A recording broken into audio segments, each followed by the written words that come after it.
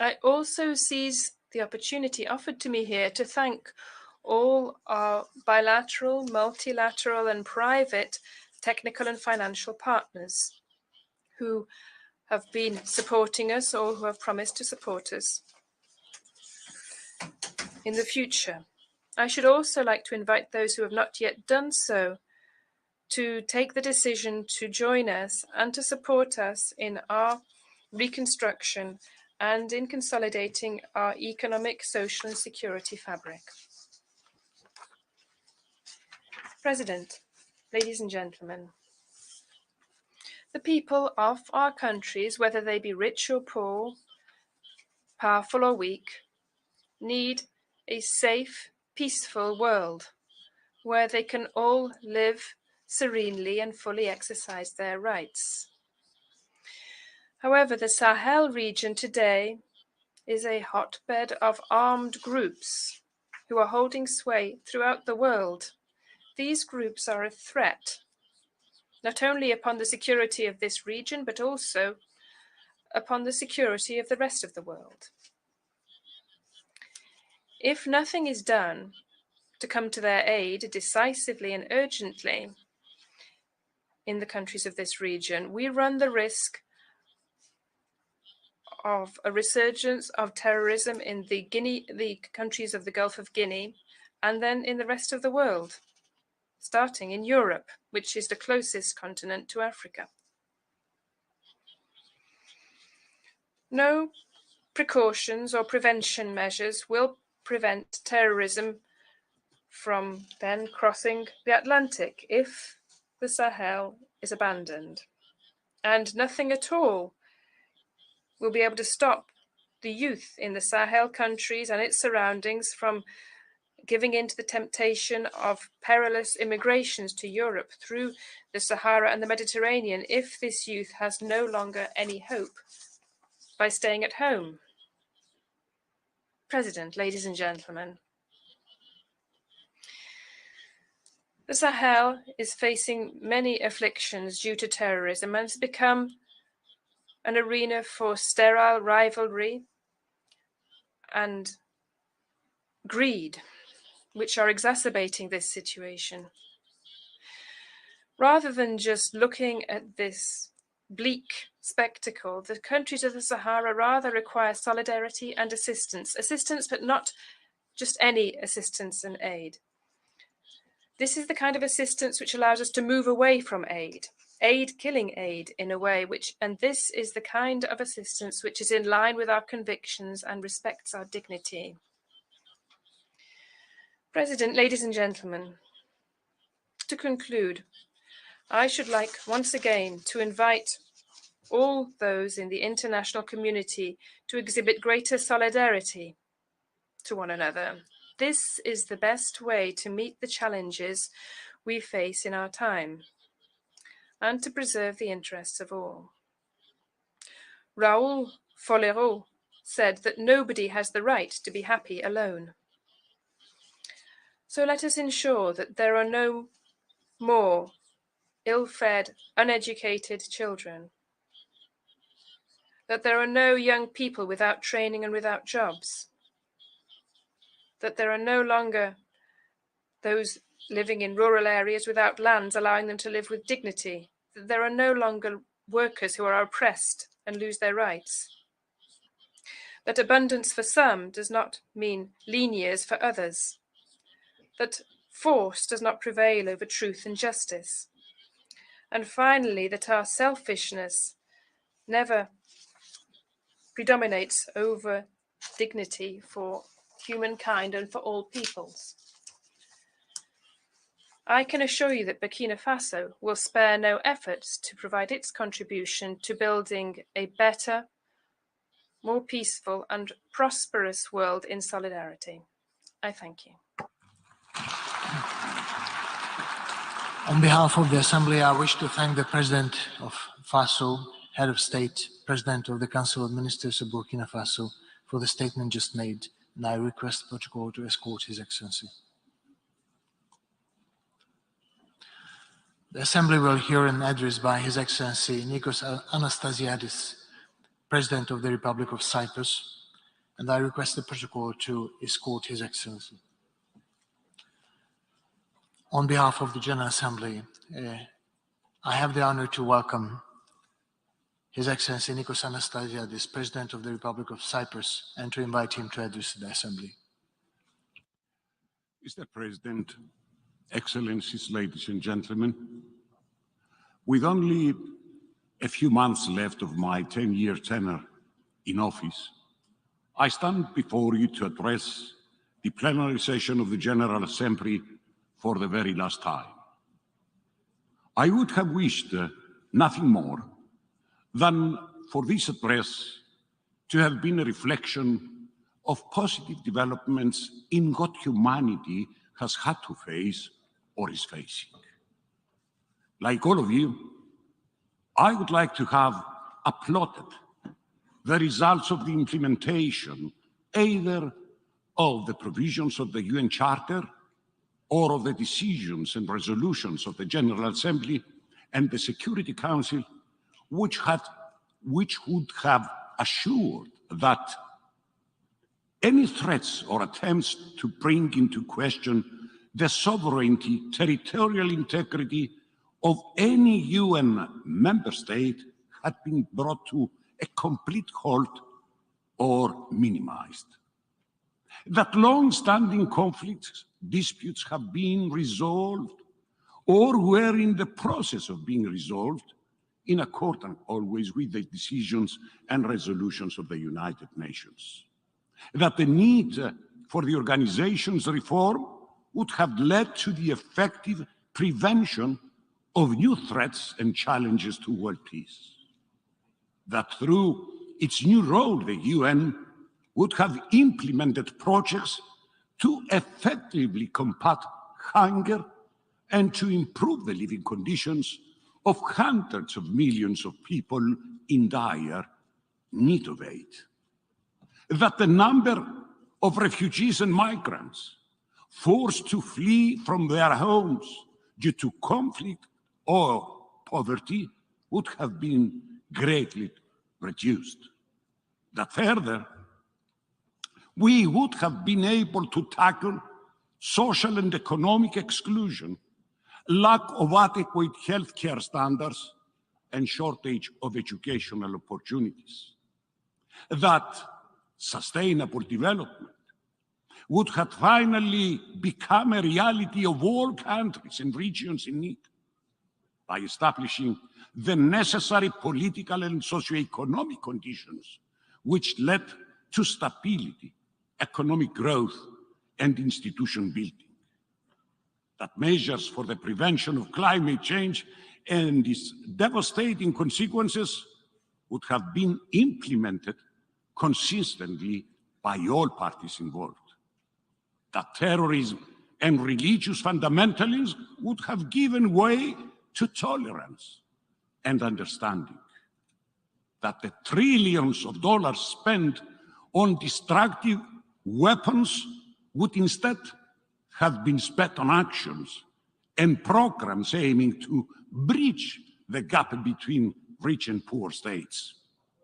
And finally, that multilateralism would have been the guiding doctrine of all states. Your Excellencies, ladies and gentlemen, in addressing the General Assembly in 2018 and referring to the weakness of dealing with the same problems, I had wondered, and I'm quoting, how is it then that we come back again and again, year after year, as a kind of ritual, to attest to the dismal lack of effectiveness for some and the embellishment attempt for others, for what is in fact our inability to fulfill the aims of the UN Charter. And I was continuing, why do the decisions of the Security Council remain in their overwhelming majority sheer certificates attesting violations? Why is international law and international agreements not implemented? Why do strategies and programs aiming at creating better conditions for people that are suffering remain wishful thinking? Esteemed friends, although I'm well aware that what I am about to say is well known to all of you, for the sake of history, I cannot but relay some truths which are leading to a declining path and gradual loss of credibility of the United Nations, an organization which was formed right after the Second World War to prevent new disasters, provide protection and hope to those in need of effective protection and action against all the challenges I have already mentioned. I know that what I'm saying may be outside the bounds of diplomatic etiquette, but I do believe that the obligation of each leader before history is not to overlook failings and shortcomings in favor of wishful thinking or flattery.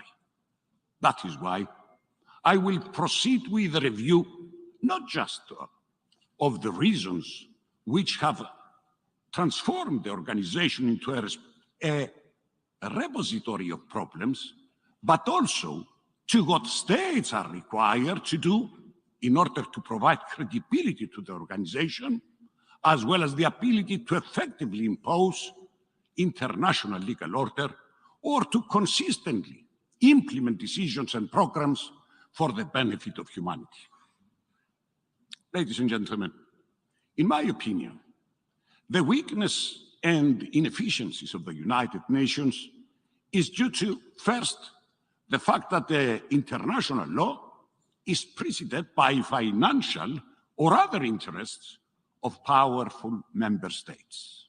Second, that despite the end of the Cold War, alliances based on common interest lead to tolerance towards states which violate international law if the offender is under their sphere of influence. Third, the resurgence of hegemonic tendencies by some states with the aim of creating new empires at the expense of smaller states and in violation of international law. Fourth, despite the declared intention of the Secretary General of the United Nations to proceed with the much needed reform and modernization, as well as its modus operandi and decision-making process, the lack of willingness on the part of the aforementioned states has not allowed for the implementation of such a change.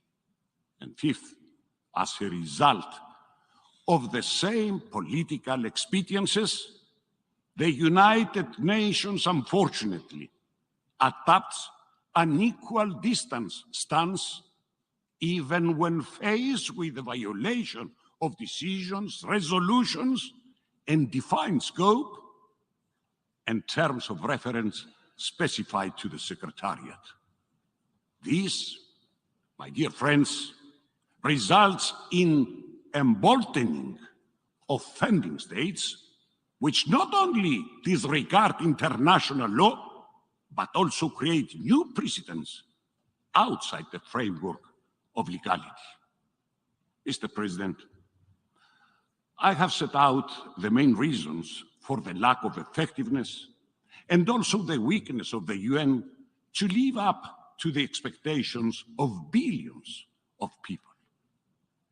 I know I may be considered as a romantic ideologist, but I believe that recent events and problems affecting the world do not leave any choice other than the taking bold but necessary decisions, such as identification of the causes that lead to unnecessary rivalries and conflicts and renewal of our commitment to a global order based on international law. A global order which ensures that peace, security, human rights, and sustainable development remains the highest values which we undertake to preserve and hold. B, political will and determination to proceed with the reform and modernization of the UN to a just and efficient multilateral governance system. And this reform and modernization process becomes even more imperative and urgent with the imminent danger after 77 years of a new world war following the Russian aggression and the illegal invasion of Russia to Ukraine.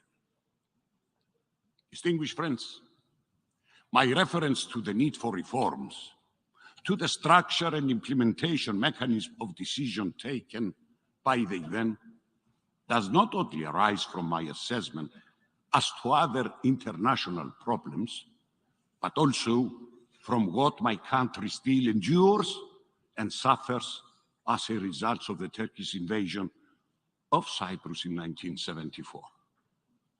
It is with deep disappointment that I heard President Erdogan claiming that, and I quote, "As Turkey, we want all issues in the Aegean Sea and the Eastern Mediterranean to be solved with the framework of good neighborly relations and in conformity with international law." How ironic is it for the Turkish president to put forward such a claim when every day he threatens to overtake Greek islands, or when he commits thousands of violations of the airspace of the sovereign and neighboring country contrary to international law?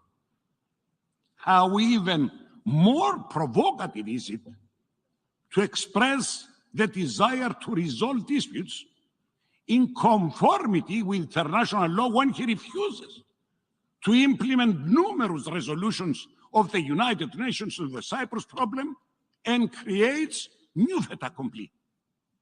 How much in conformity with international law is his refusal to abide by A, the General Assembly Resolution 3212 adopted in October 1974, which urges the speedy withdrawal of all foreign armed forces and foreign military presence and personnel from the Republic of Cyprus, and the cessation of all foreign interest in its affairs, interference in its affairs.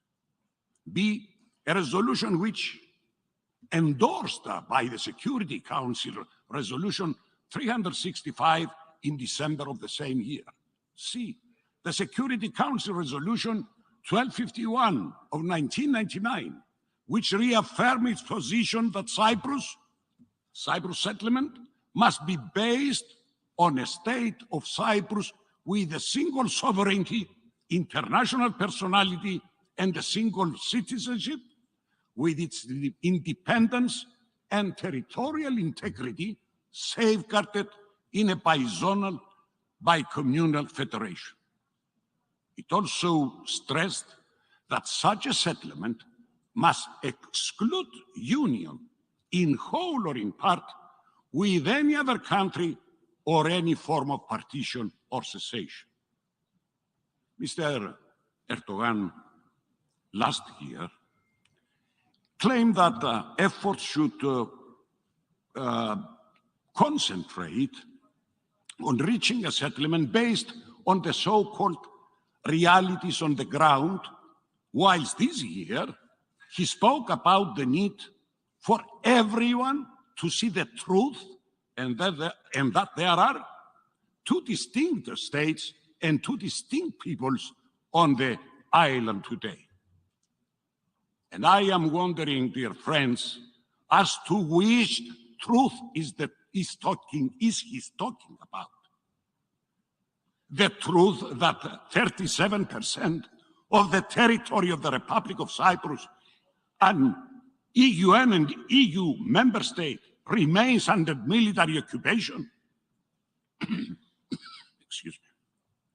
The truth that after the Turkish invasion of 1974, 1/3 of the Greek Cypriots were forced to leave their ancestral homes. The truth that they have implanted hundreds of thousands of Turkish nationals to the occupied areas, thus altering the demographic character of the island, turning the Turkish Cypriot community into a minority in the areas they illegally occupy. The truth that Turkey has established an illegal entity in the occupied areas which is under its absolute political, economic, social, cultural, and religious control. An illegal entity, bear in mind, described by the European Court of Human Rights as a subordinate local administration of Turkey. Another question, the truth that Turkey tries to equate the state, the internationally recognized Republic of Cyprus, with the illegal secession entity. The truth that the above proclamation of the purported secession had been condemned by the Security Council and considered legally invalid. The truth that the Security Council called for its reversal, and for all states and the international community as a whole not to accept it or in any way assist it.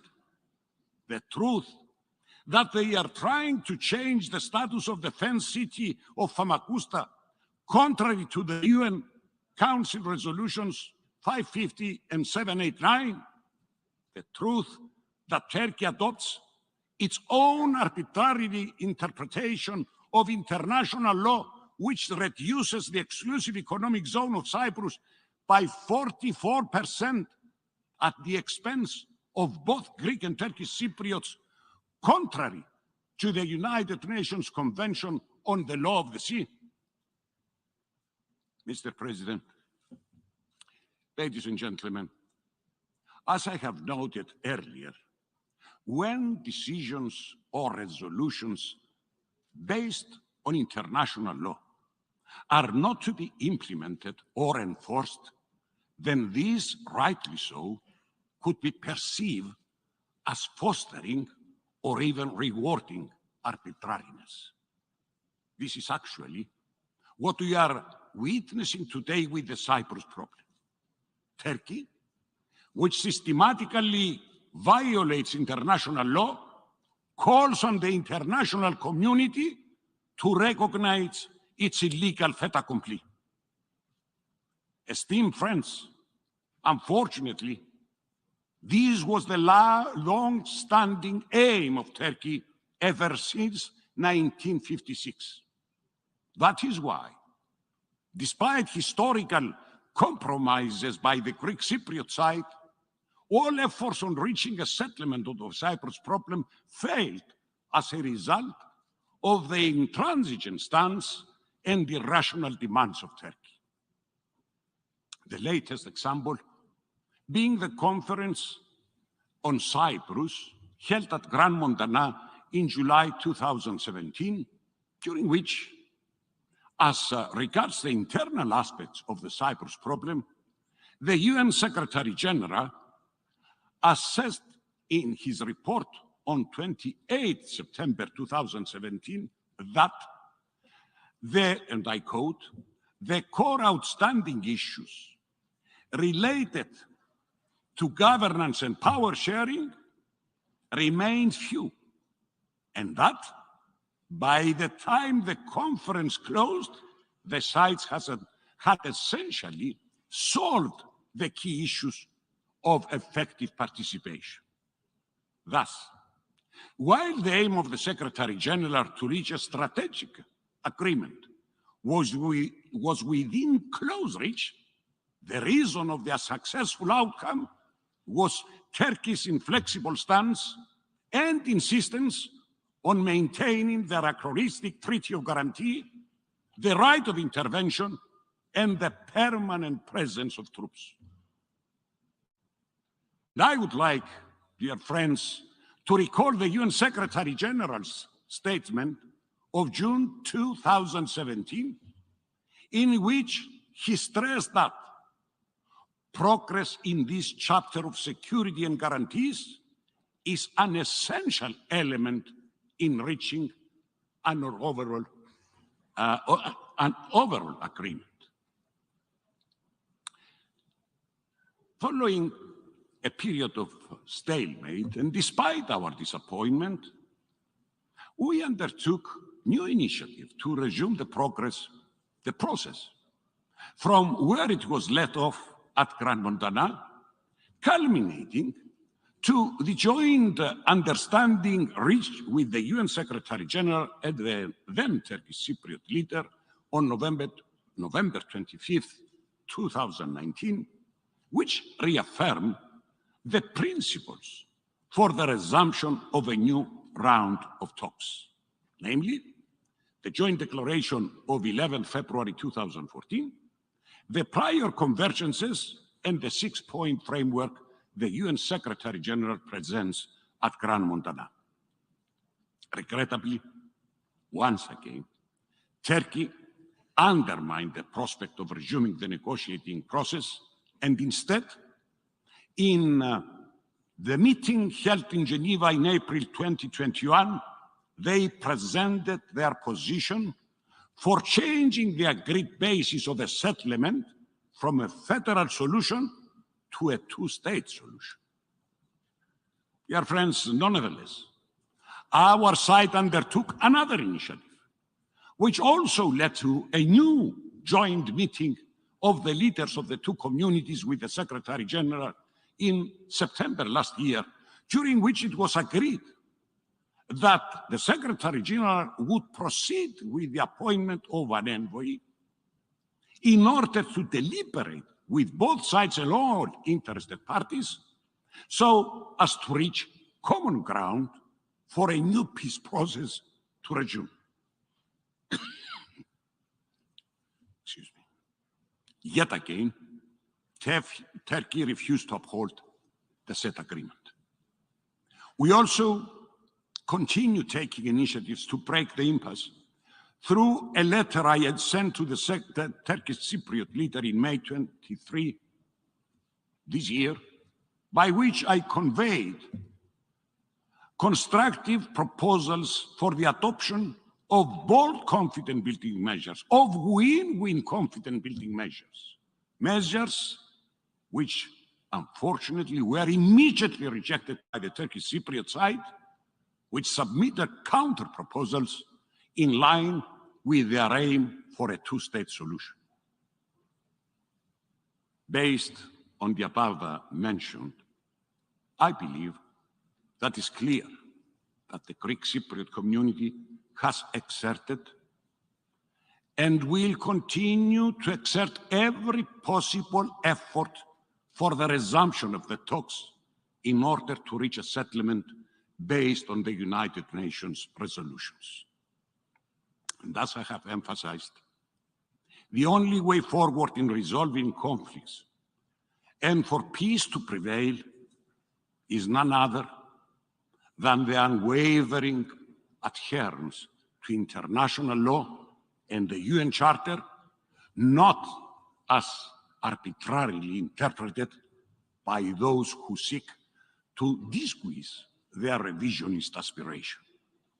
Mr. President, ladies and gentlemen, during my 10-year tenure, I might not have been able to enjoy what the vast majority would have also wished: the necessary reforms of the international organization, the resolution of international conflicts, and tackling challenges that affect hundreds of millions of people, such as hunger, poverty, and climate change.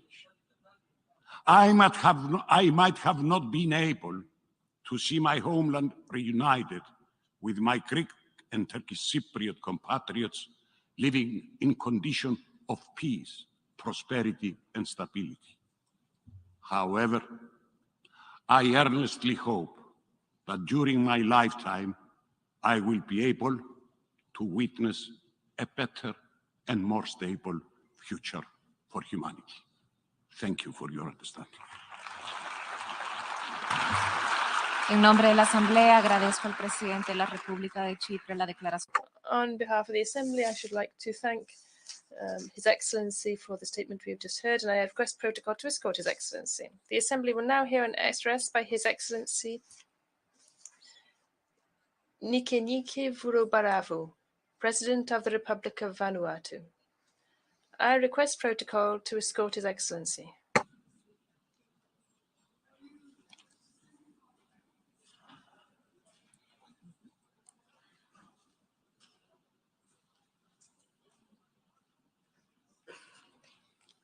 En nombre de la Asamblea General.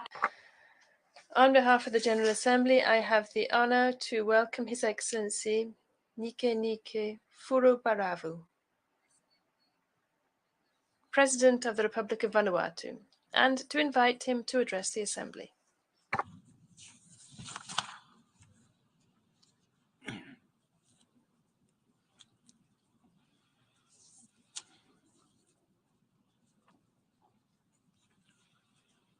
Mr. President, Excellencies, distinguished guests, ladies and gentlemen. Mr. President, it is my great honor and privilege to speak for the first time as the President of the Republic of Vanuatu in this important body, the United Nations General Assembly. Let me start by congratulating His Excellency Saba Korosi on assuming the presidency of the 77th session of the General Assembly. I assure you that during your tenure, my delegation will work closely with you to implement the agenda you set in this session. Mr. President, your vision for the United Nations 77th General Assembly is fitting to address the myriad of global issues that confront us today. I would also like to extend my sincere gratitude to His Excellency Abdullah Shahid for his stellar leadership as the President of Hope of the 76th session during an unprecedented and tumultuous year. Your inspiring work for humanity has left a strong impression here at the United Nations and around the world.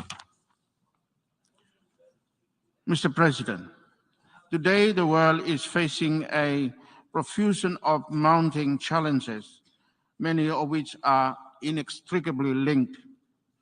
We are slowly recovering from the COVID-19 pandemic, but recovery is becoming ever more difficult with rising debt levels and the looming inflation caused by the supply chain disruptions and rise of prices of fuel and food resulting from the Russia-Ukraine crisis.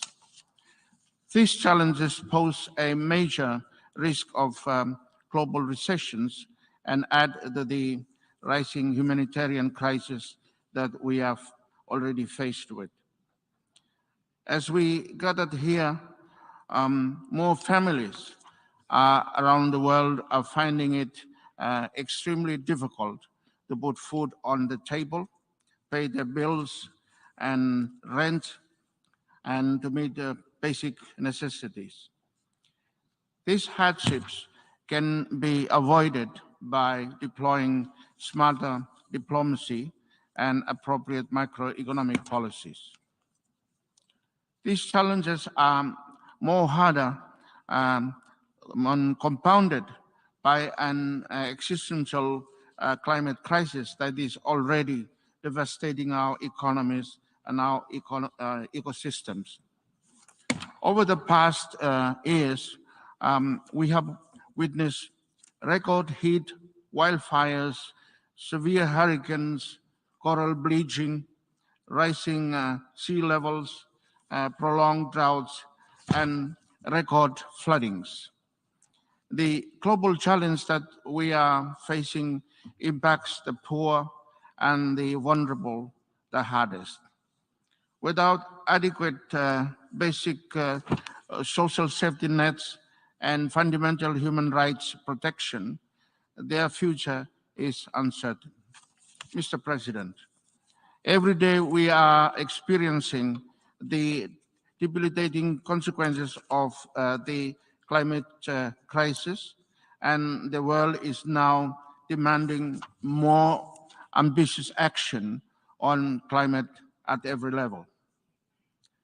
This emergency is of our own making, is now affecting all people, those from the poorest to the richest nations. No one is immune to the extreme weather events now ravaging our islands, cities, and states. No one can escape the rising tides. Our youth are terrified of the future world we are handing to them through expanding fossil fuel dependency, compromising intergenerational trust and equity. Mr. President, fundamental human rights are being violated as we begin measuring climate change, not in degrees of Celsius or tons of carbon, but in human lives. The time is up. Action is required now.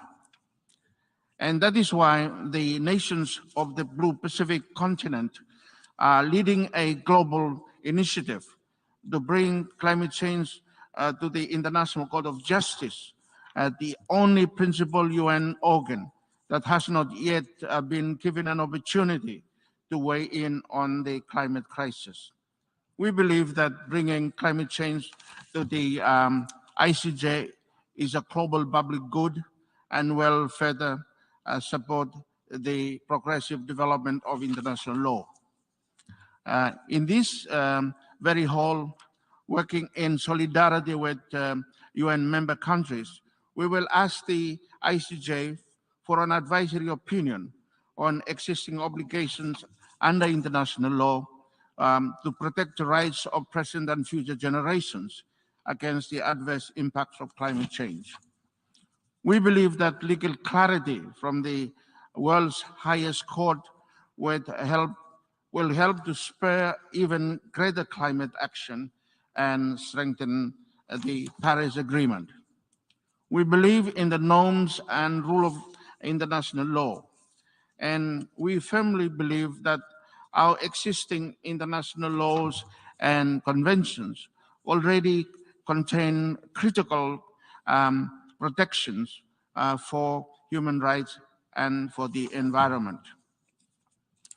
Taking climate change to the ICJ via the General Assembly is not a silver bullet for increasing climate action, but only one tool to get us closer to the end goal for a safe planet for humanity. The leader of the Pacific Islands community to continue to demonstrate higher levels of climate ambition and collective action. That is why, beyond the ICJ, we are supporting several other tools to battle the existential threat of climate change. We call on states to join the group of nations proposing to include the crime of ecocide in the Rome Statutes. Acting with knowledge of severe and widespread or long-term damage to the environment can no longer be tolerated. The future of tomorrow, we are the guardians of that future.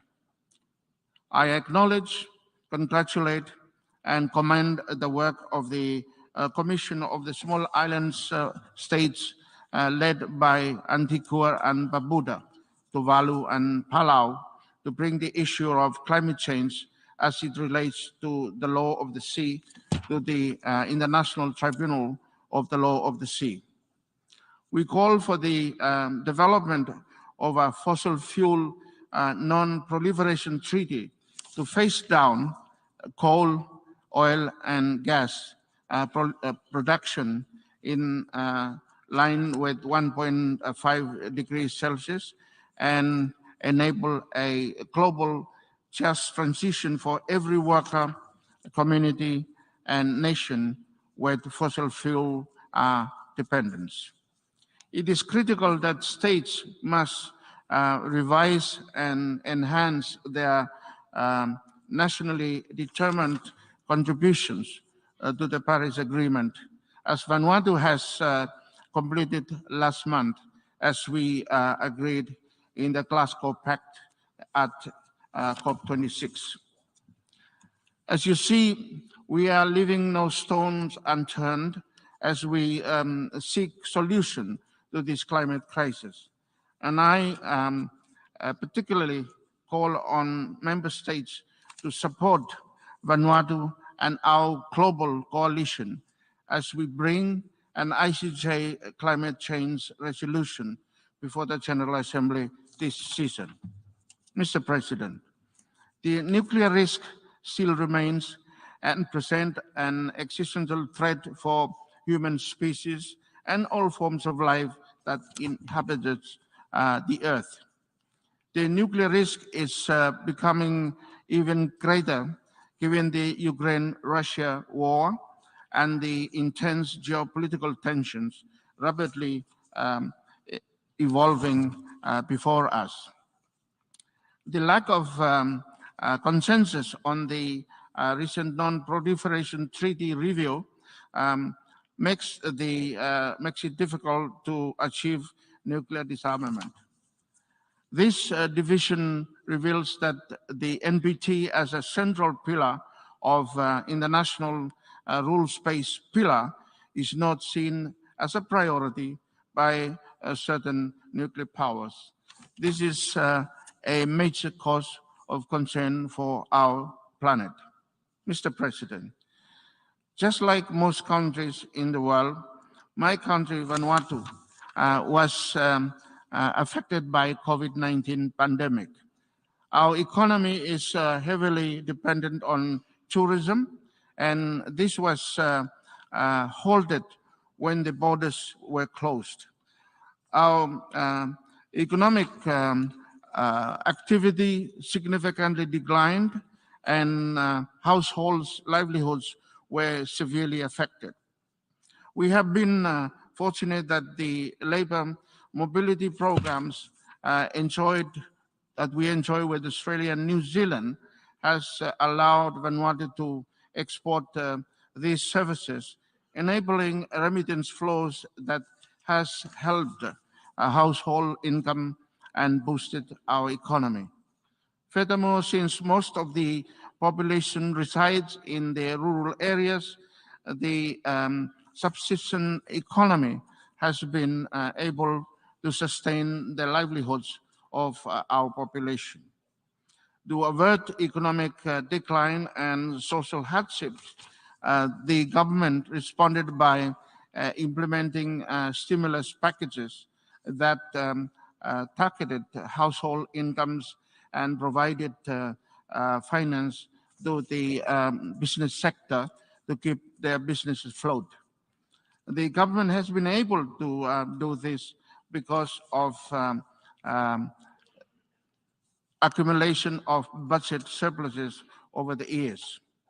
The government launched a nationwide COVID-19 pandemic program allowing distributions of essential supplies before COVID reached Vanuatu, and as a result, only a few deaths were experienced.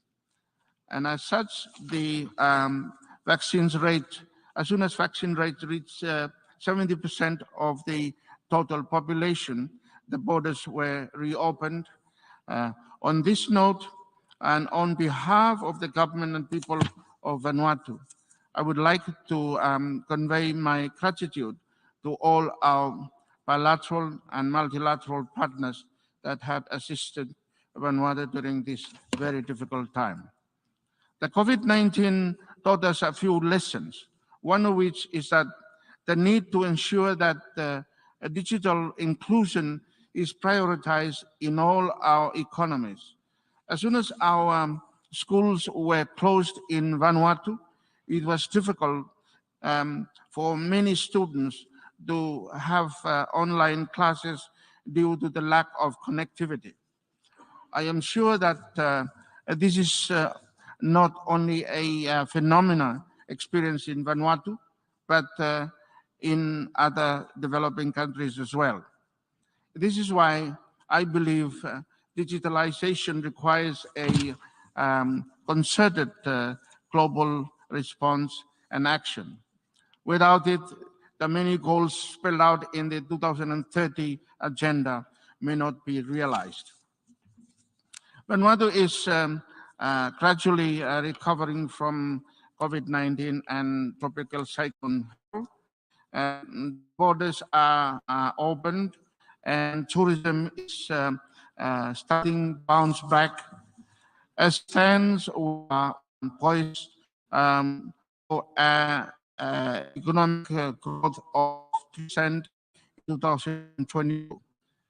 This recovery, however, is undermined by inflationary pressures posed by by rising prices, fuel and food. This recovery is also threatened by climate change and severe weather patterns as Vanuatu is about to enter into the cyclone season. Vanuatu's Category 5 cyclones are becoming a new norm. Mr. President, Vanuatu's fragile economic recovery is a story that situation not only unique to Vanuatu, but one that is familiar to most small island developing states, SEEDs, and other developing countries. Our economic recovery would require not only the domestic policies that will spur growth and build resilience, but which would also require complementary bilateral support measures. One way to do this is to ensure that SEEDs can have access to concessional financing. As we all know, the current international financial architecture and the criterion for concessional criterion for is inconsistent with current economic realities the SEEDs are facing. However, I am delighted to see that the Alliance of Small Island States are working with other United Nations members to craft a multi-dimensional vulnerability index with a view to access concessional financing. I join other leaders on calling on all UN members and in particular the development partners to support this very important initiative. Mr. President, our large blue ocean space has and will continue to present more complex issues that will affect the way we manage our people's livelihood. The 2050 strategy of the Blue Pacific continent sets out our region's long-term vision and aspirations, our North Star and guide to sustain a healthy, wealthy, and prosperous future for our generations to come. At this juncture, one issue that remains gratuitously complex since the birth of our nation is the unjustifiable and continuous colonial claim over our traditional sovereign waters. The rights of the indigenous people and their entire territorial waters within our region must be retained and installed in order to enable a sovereign state to shoulder and manage the ever-rising complexity for which the blue ocean space brings forth. In this context, the major security and political issue for my country, Vanuatu, remains the illegal claim of the Matthew and Hunter Islands. Mr. President, with human rights principles being so well embedded in the UN Charter, and despite countless pleas here in this august body, human rights violations continue globally across sovereign and disputed spaces. Here and across the wider Blue Pacific is no different. Drawing inspiration from the Secretary General's opening statement on Tuesday, global report cards will continue to remind our community that more still remains to be done.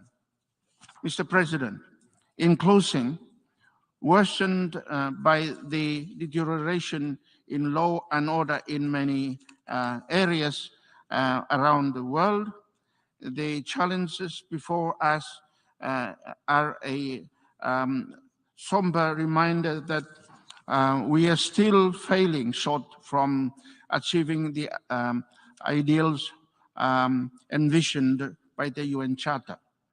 The United Nations, as the heartbeat of multilateralism and global cooperation, remains well placed to address these challenges. I know that it can be done, but only if we trust one another and work together for the betterment of our common humanity. Our children are watching. Their future is in our hands. The time to act and lead is now. Thank you all for your attention. En nombre de la Asamblea, agradezco al On behalf of the Assembly, I wish to thank the President of Vanuatu for the statement just made, and I request protocol to escort His Excellency. The Assembly will hear an address. The Assembly will hear an address by His Excellency Mahmoud Abbas, President of the State of Palestine. I request protocol to escort His Excellency. En nombre de la Asamblea General.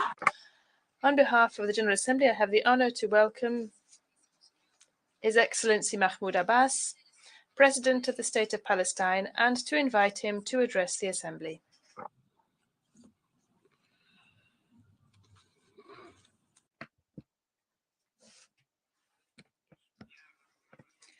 In the name of God, the merciful, the compassionate, Your Excellency Chaba Korochi, President of the General Assembly,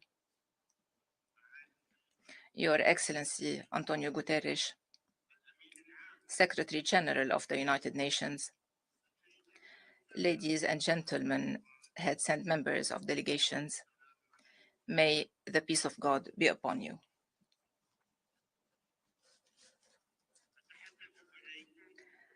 I am addressing you today on behalf of more than 14 million Palestinians whose fathers and ancestors have lived the tragic Nakba 74 years ago, and they are still living the spillovers of this Nakba.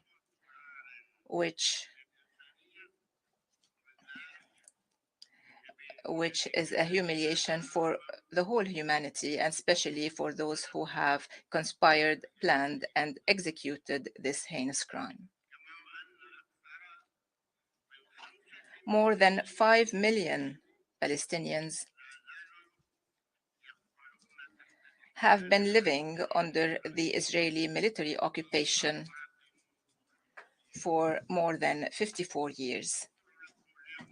And I would like to tell you today, on behalf of the Palestinians, whom I am proud to belong to, that our trust in the possibility of achieving a peace based on justice and international law is unfortunately regressing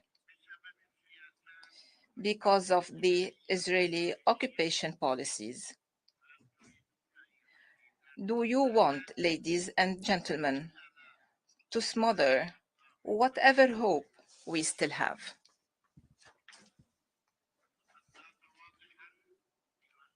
It is clear, ladies and gentlemen, that Israel, which is ignoring the resolutions of the international legitimacy, has decided not to be our partner in the peace process. It has undermined the Oslo Accords, which it had signed with the PLO. It has and still is, through its current policies, which are premeditated and deliberate, destroying the two-state solution. This proves unequivocally that Israel does not believe in peace.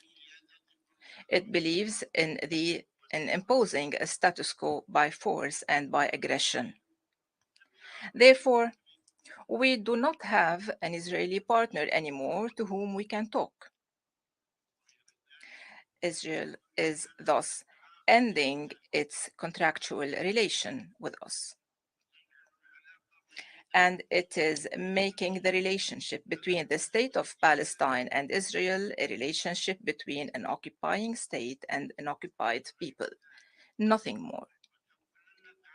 Therefore, we will only deal with Israel as such, and we call upon the international community to deal with it as such as well. Israel has chosen that itself. We did not make that choice. Israel made that choice. Israel is launching a frantic campaign to confiscate our lands, to build settlements, to loot our resources, as if this land is empty and has no owners, exactly as it did in 1948. Israel is giving total freedom to the army and to the terrorist settlers who are killing the Palestinian people in broad daylight, looting their land and their water, burning and demolishing their homes, compelling them to pay for the demolition, or forcing them to destroy their homes with their own hands and uproot their trees. All this with an official protection. Can you imagine what is happening? Israel is telling the Palestinian people, either you demolish your house or I will demolish it myself. But demolish it yourself with your own hands, it's better, because if I demolish it, you will have to pay the cost of the demolishing. Have you ever heard about this? Can you imagine what is happening? This is what is taking place. I have to demolish my house, or they demolish my house and they make me pay for it.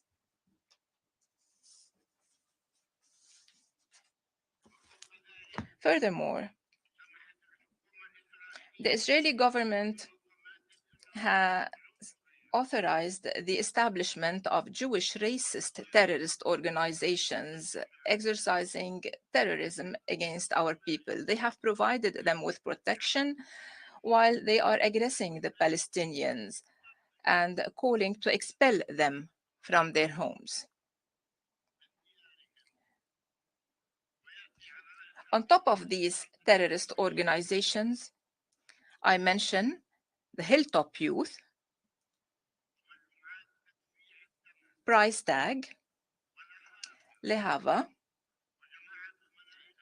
the Temple Guardians, and many others. These terrorist organizations are being led by members of the Israeli Knesset, by members of the Israeli legitimacy. And in this context, we call upon the international community to list these terrorist organizations on the international terrorism lists. This is the only place they deserve. Israel did not leave us any land on which we can establish our independent state in the frame of its frantic settlement expansion. Where will our people live in freedom and dignity? Where can we build our independent state that will live in peace with its neighbors? We want to live in peace with them, with Israel. Where will we establish our independent state to live in peace with them? The settlements, unfortunately, constitute 751,000, or 25% of the total population, 25% in the West Bank, the Palestinian land which remains for us. Israel is killing our people with impunity, as it did with the Palestinian journalist Shireen Abu Akleh. You have all heard of Shireen Abu Akleh. She was killed with the bullets of a sniper. It means that the sniper deliberately killed her, and Israel recognized that the sniper recognized that he did kill her. And besides her Palestinian nationality, she also has the American nationality. And I dare the United States to prosecute those who have killed this American national. Why? Because they are Israelis.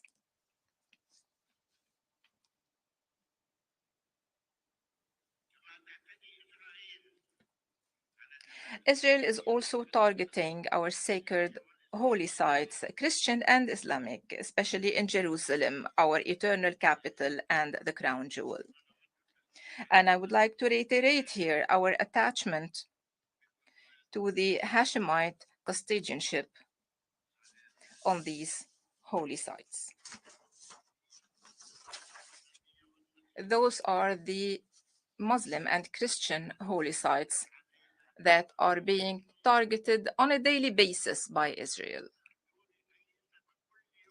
without any justification. Every day, here they are attacking the funerals of Shireen Abu Akleh inside the church, inside that holy place. They have attacked the procession, and this is what Israel is doing in the holy sites. Israel is also imposing falsified curricula in our schools in occupied Jerusalem. They are inventing curricula. With the same authors, they take the book and they change what is put in that book, and then they impose the curricula on our children to control what they are learning. This is a violation of international law. Israel is also disrupting the presidential and legislative Palestinian elections by forbidding the Palestinian citizens in Jerusalem to take part in these elections. And this has taken place in 1996, in 2005, and in 2006. So there are 3 precedents, 3 times where they did so. And they ask us, why don't you organize elections? We are ready. We have issued the decrees to organize these elections, and we have decided to organize the elections, but Israel did not allow us to do so. Therefore, we did not cancel the elections, we only postponed them.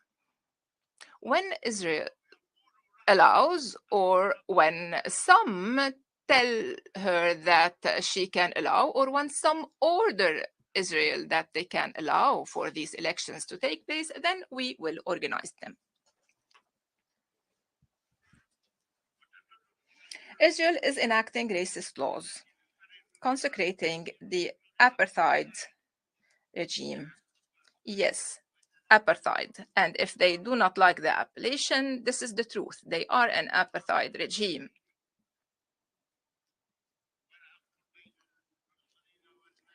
Not only between Palestinians and Jews.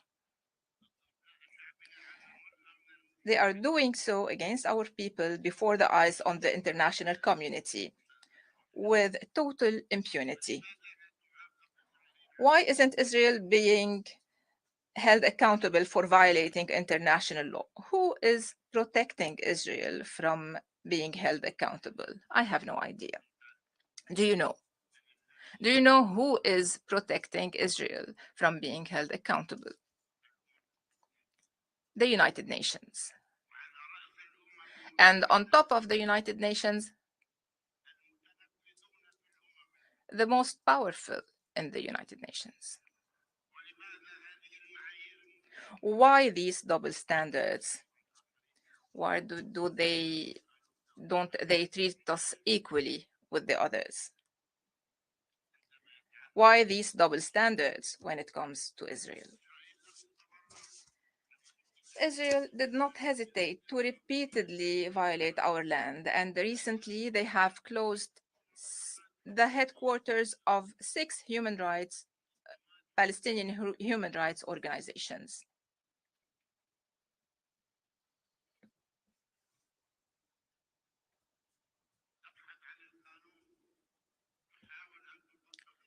They want the law. They try to implement the law, but if we make a mistake, they hold us accountable and they say you have made a mistake. Suddenly, Israel considers that these organizations are terrorist organizations, and they raid their headquarters and they loot their assets, they confiscate their documents and burn them. They do whatever they please. And the whole world is saying that this is wrong, except for Israel. It is saying that it is not wrong. This is what Israel has done in the offices of these human rights organizations. What would it have done if they weren't human rights organizations? Ladies and gentlemen, Israel, ever since it was created, has committed heinous crimes against our people. When they destroyed 529 Palestinian villages, expelling their dwellers during and after the war of 1948. They have displaced a figure that some try to manipulate sometimes. They have displaced 950,000 Palestinian refugees, so half of the Palestinian people back then, 950,000, not as Israel says 250,000. No, 950,000. Those are the UNRWA statistics. So the UN statistics. And of course, now they account for millions.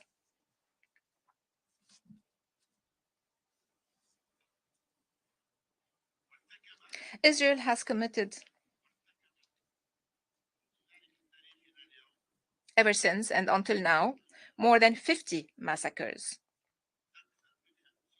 More than 50 massacres.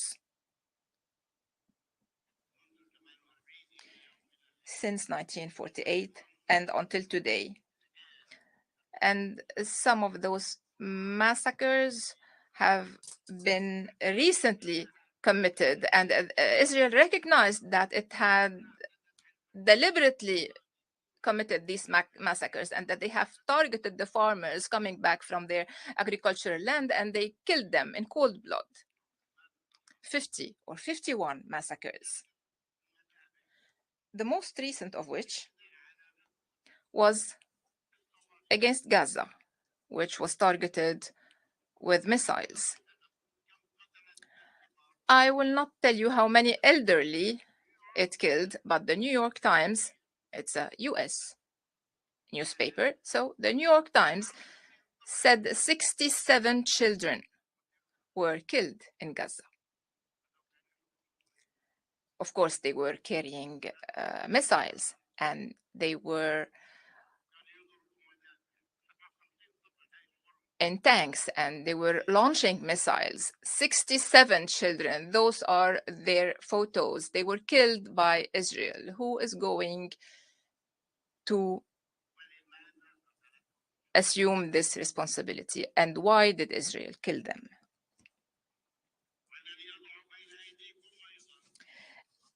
And I would like to give you lists of these villages that were destroyed, of these massacres that were perpetrated, and I would like to ask Israel from this rostrum to recognize its responsibility for destroying these villages, committing these massacres, and displacing the Palestinian citizens, and to apologize to the Palestinian people.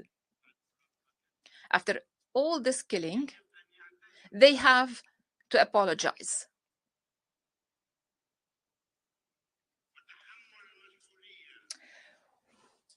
We call them to bear the legal, political, moral, and material responsibility.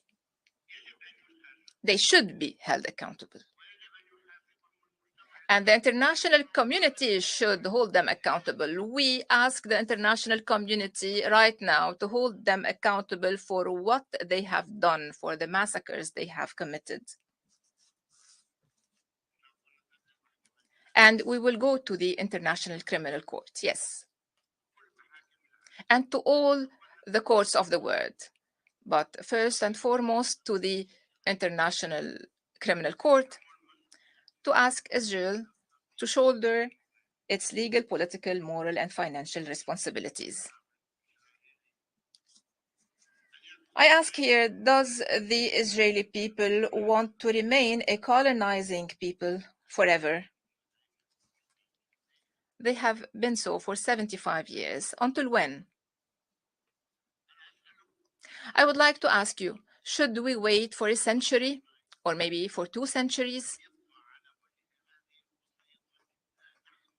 We are the only people on this planet still living under occupation. Why? Why? You, as a General Assembly, you members of the Security Council, you advocates of human rights, why should we remain under occupation? What are we still waiting for? What are the Israelis going to teach us? Why should they be occupying us, or teach us, or kill us, or confiscate our land, loot our resources? Even the rain which falls on us is being taken by them, and then they sell it back to us. They take our rain, and then they sell it back to us.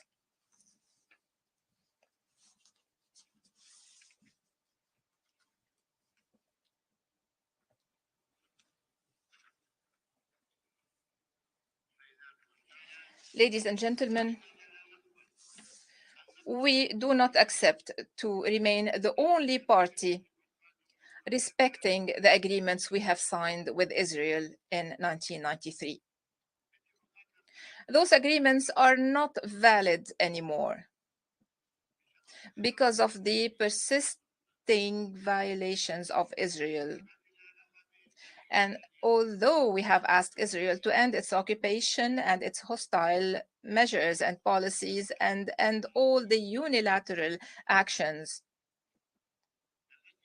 that were stated explicitly in the Oslo Accords, and which President Biden mentioned to me in person. He said that unilateral actions should be ended, and Israel was the first to violate this, and it is taking all unilateral actions while we haven't taken any unilateral action. And we do not want to do that, and we do not want to violate laws. But until when? Until when we will respect and be the only ones respecting these agreements?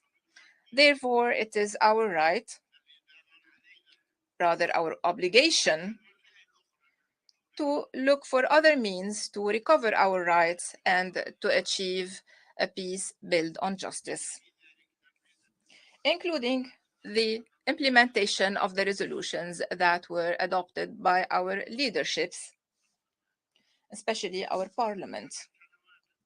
7 years ago, the parliament adopted decisions, and we used to tell them, wait for a while, maybe things will change, be patient, maybe the US or Israel will change their stance, but no one listened to us.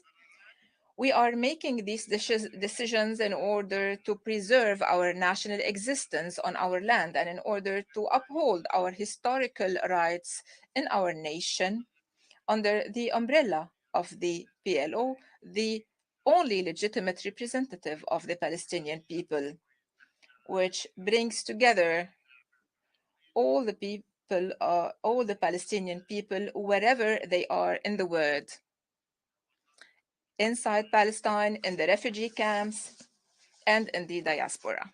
All those who have the Palestinian nationality or used to have the Palestinian nationality fall under the umbrella of the PLO. Dear participants, the United Nations, in its different organs, has adopted hundreds of resolutions on Palestine. None was implemented. Is it possible? Not a single resolution was implemented. 754 resolutions from the General Assembly, 97 resolutions from the Security Council, 96 resolutions from the Human Rights Council, and not one was implemented. How come? Why? Why, when a resolution is taken here or there, everyone calls for its implementation and calls for implementing the international legitimacy, while all these resolutions were adopted for Palestine and no one cares? Not a single resolution. Implement one single resolution and tell us we have implemented it.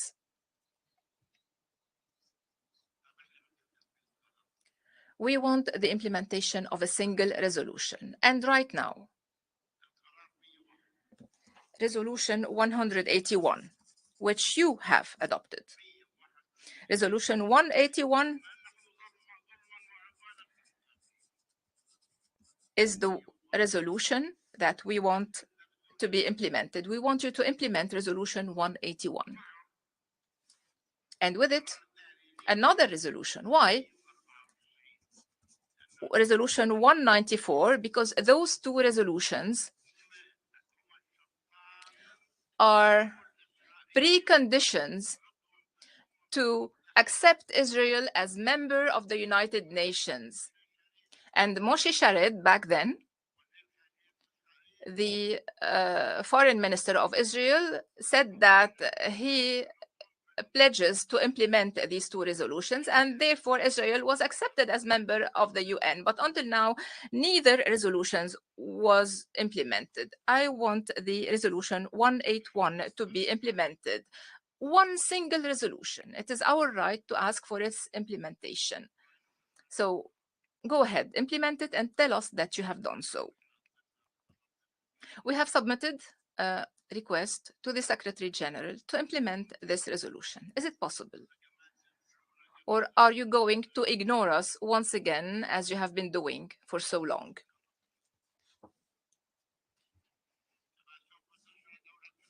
The State of Palestine will also start the accession process to join other international organizations. We were allowed to join as an observer state to the UN. We are an observer state in the United Nations.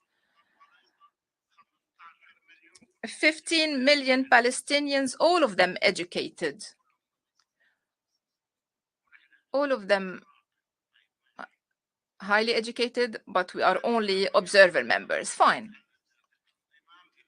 But this membership allowed us to accede to other international organizations. And starting tomorrow, we will pursue this. And it is our right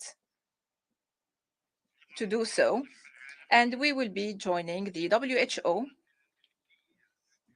the WIPO, and the ICAO. We are going to accede to these organizations, and this is our right, and no one can blame us. The Security Council has adopted clear resolutions, the implementation of which will achieve a just and comprehensive peace, the most recent of which was Resolution 2334. In 2016, the Security Council and the United States itself submitted this resolution. The resolution was adopted, and 2 days later, Mr. Trump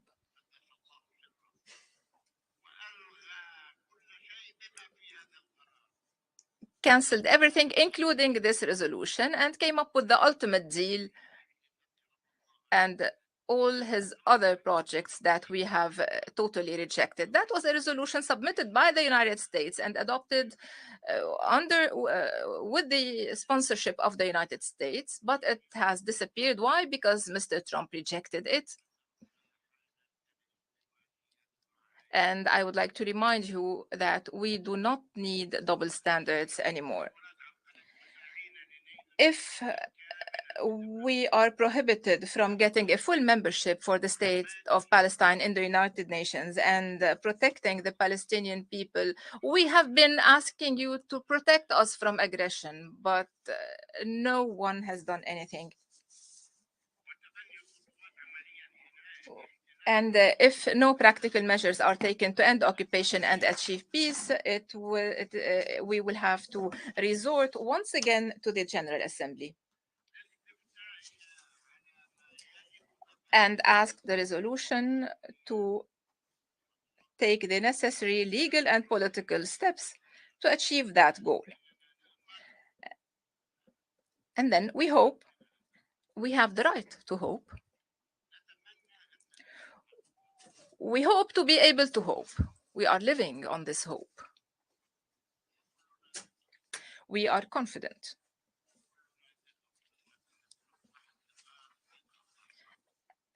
We are confident that the General Assembly which will fully shoulder its responsibilities. Ladies and gentlemen, I am confident that you will understand why we are going to take all these measures now. Throughout the past years, we have tried everything in order to convince Israel to go back to the negotiation table based on the resolutions of the international legitimacy and the signed agreements, but Israel refused and is still refusing to do that. Ladies and gentlemen, with all due respect to what the international community has done or has tried to do, at least, because they haven't done everything. So despite what the international community has done or tried to do in terms of supporting politically and materially our people and our just cause, it was unfortunately unable to end occupation and to end the heinous and continuous Israeli aggression on our people and to protect our people. We want to be protected. Please protect us. Protect us. We will not resort to weapons. We will not resort to violence, I promise you. We will not resort to terrorism. We will fight terrorism with you, hand in hand, but protect us from violence like you are doing for the other peoples of the world. Today, the occupying state is acting as a state above the law. Why? Do you know why Israel is acting as if it were a state above the law? Why? Can anyone answer me? No one will answer me. Surprisingly, states like the United States pretend to uphold international law and human rights, while at the same time providing, I will speak frankly here, while at the same time providing support to Israel, protecting Israel from accountability, and assisting Israel to pursue its hostile policies in contempt to the whole international community. Israel wouldn't have been able to do what it did without the cover or the support of these states. Honestly put, if you don't want to say it, because it is not politically correct, I will say it.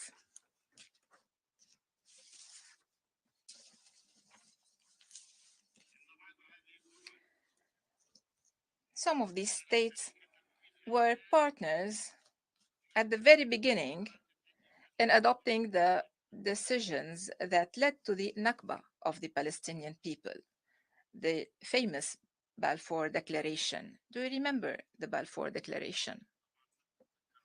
Of course, you do not remember it because we are the only ones suffering its consequences. And after the Balfour Declaration, the mandate and the sustained injustice against the Palestinian people when they refused to compel Israel to end its occupation and aggression and to respect the decisions of the international legitimacy. Therefore, these states bear, along with Israel, the responsibility for the plight of the Palestinian people. Therefore, we ask the United Kingdom, the United States, and Israel, the three of them. And this is official. This is an official request.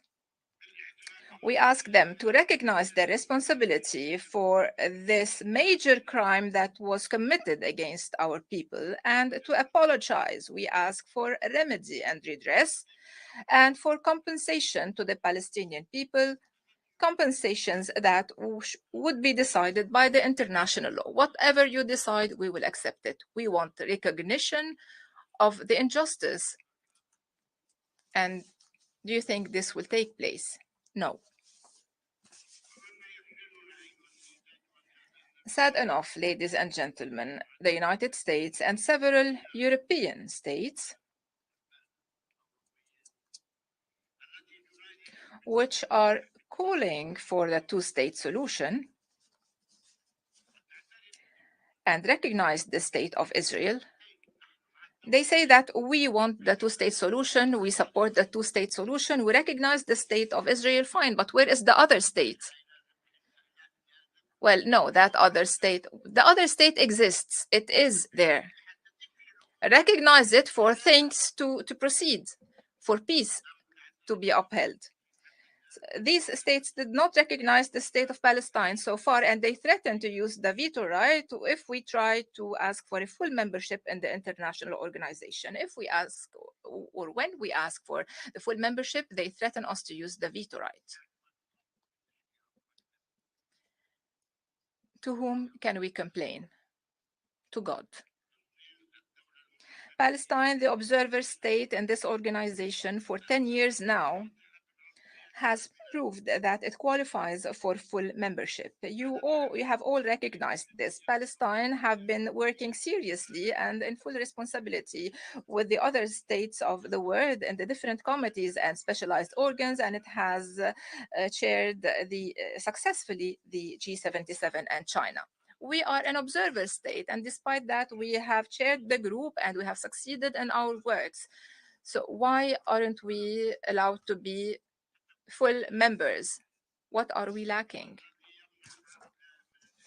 Why can't these states recognize the state of Palestine and accept its full-fledged membership in the United Nations? Therefore, we wish, and therefore we beg, and therefore we plead, and we reiterate our request to get this full membership now. And we ask, why are you implementing double standards against us? We are the exception. We are the only ones in the world on whom double standards are being applied. On the other hand, I would like to call upon the Secretary General of the United Nations to work relentlessly to elaborate an international plan to end the occupation of the land of the State of Palestine, to achieve peace, security, and stability in the region, in line with the resolutions of the international legitimacy and in line with the Arab Peace Initiative. The Arab Peace Initiative has been violated by some, but it is there, it exists. The resolution is Resolution 1515, so why don't we implement it? Ladies and gentlemen,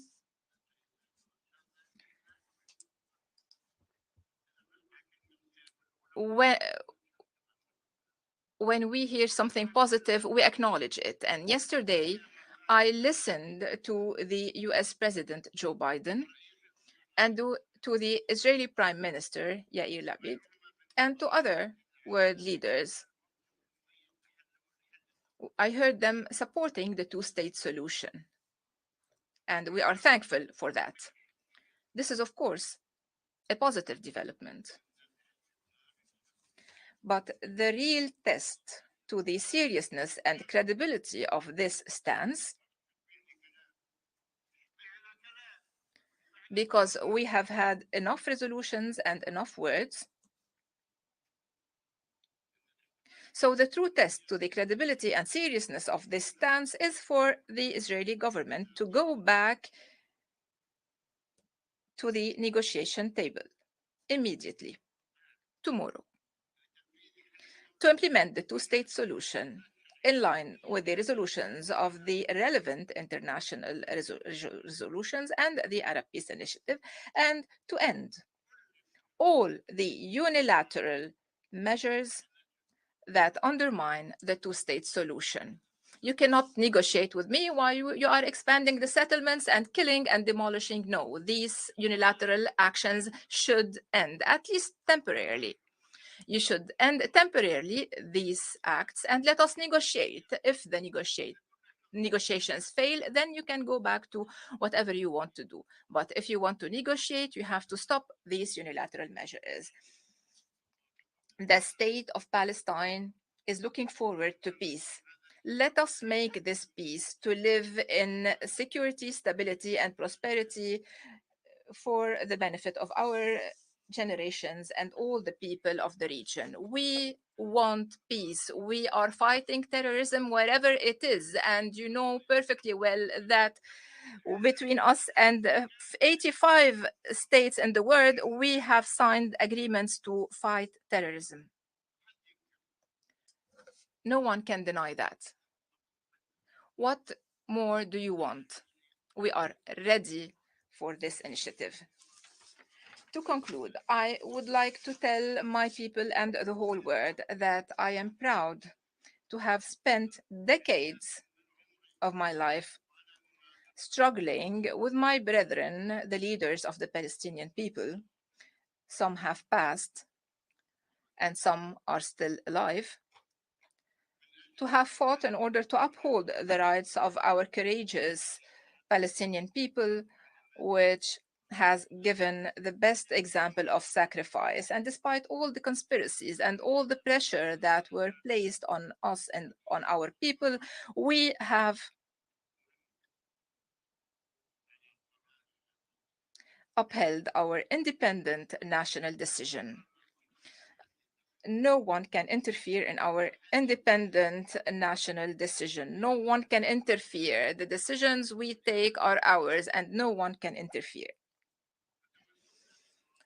We are also attached to our national constants that are well known, and we reiterate our rejection to any orders or directives from whoever. No state can give us any directives or orders, whether big or small. We make our own decisions. I would like to pay tribute to the martyrs of the Palestinian people who have lit the way to freedom and independence with their blood. They will remain symbols to be remembered by the coming Palestinian generations, generation after generation, and we will honor the responsibility they left us. As for our brave prisoners, they are the living conscience of our people. They are sacrificing their freedom for the freedom of their people. I would like to pay tribute to the brave prisoners who are living martyrs. They have taken 4 or 5 life sentences. They are in prisons, but they are heroes and they are our leaders. Their freedom will be our fight, and we will not fail them until they are freed. We will not fail their sons and their daughters. We will not fail their families and their relatives. I would like to tell them and to tell our children prisoners. Some of them are 7, 8, or 10 years old, and they are prisoners. What do we do about that? Look at this picture. One child and 30 soldiers arresting him. Is it acceptable? Tens of thousands of children are in prison. Who can accept that? Which international law, which conscience can accept for a 7-year-old child to be imprisoned and prosecuted? Legally speaking, he is not responsible for his acts.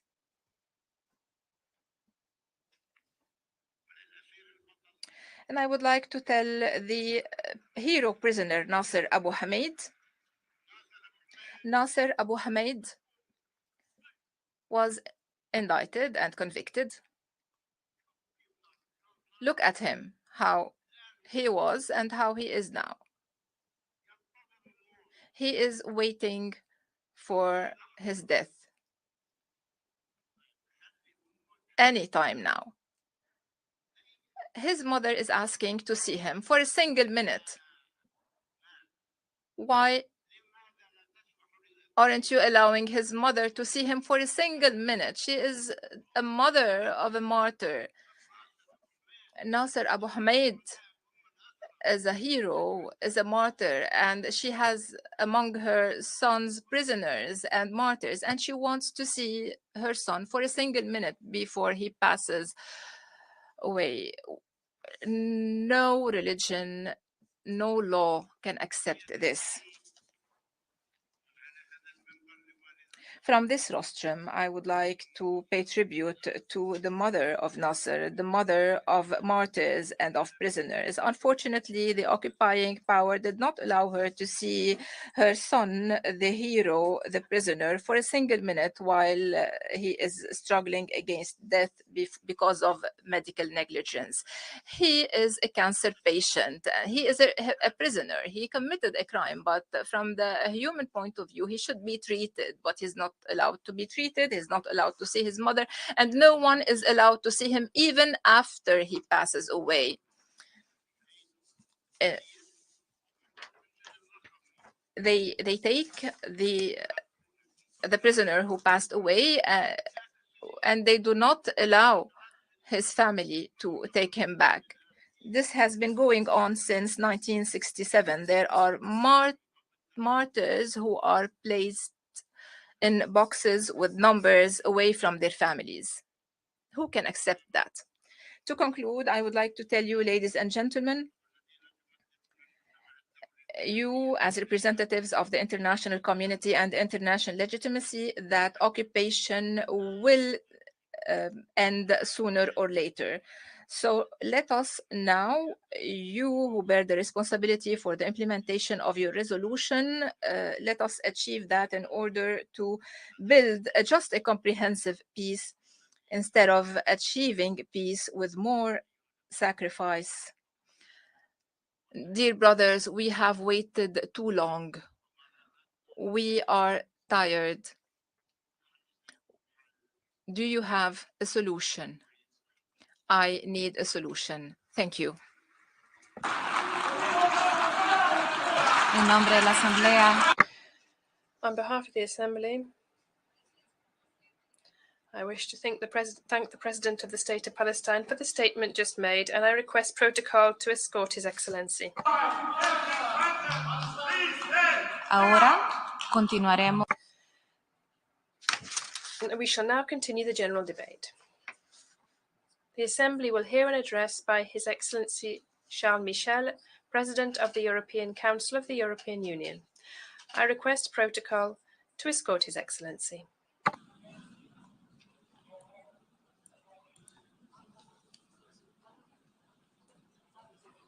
En nombre de la Asamblea. On behalf of the General Assembly, I have the honour to welcome His Excellency Charles Michel, President of the European Council of the European Union, and to invite him to address the Assembly. Madame la Présidente, Madam President, Secretary General, Excellencies, ladies and gentlemen. In Senegal, in December last, I met doctors and researchers, very passionate and determined to save lives. And thanks to international cooperation, they created within the Pasteur Institute a center for vaccine production equipped with the most promising technologies.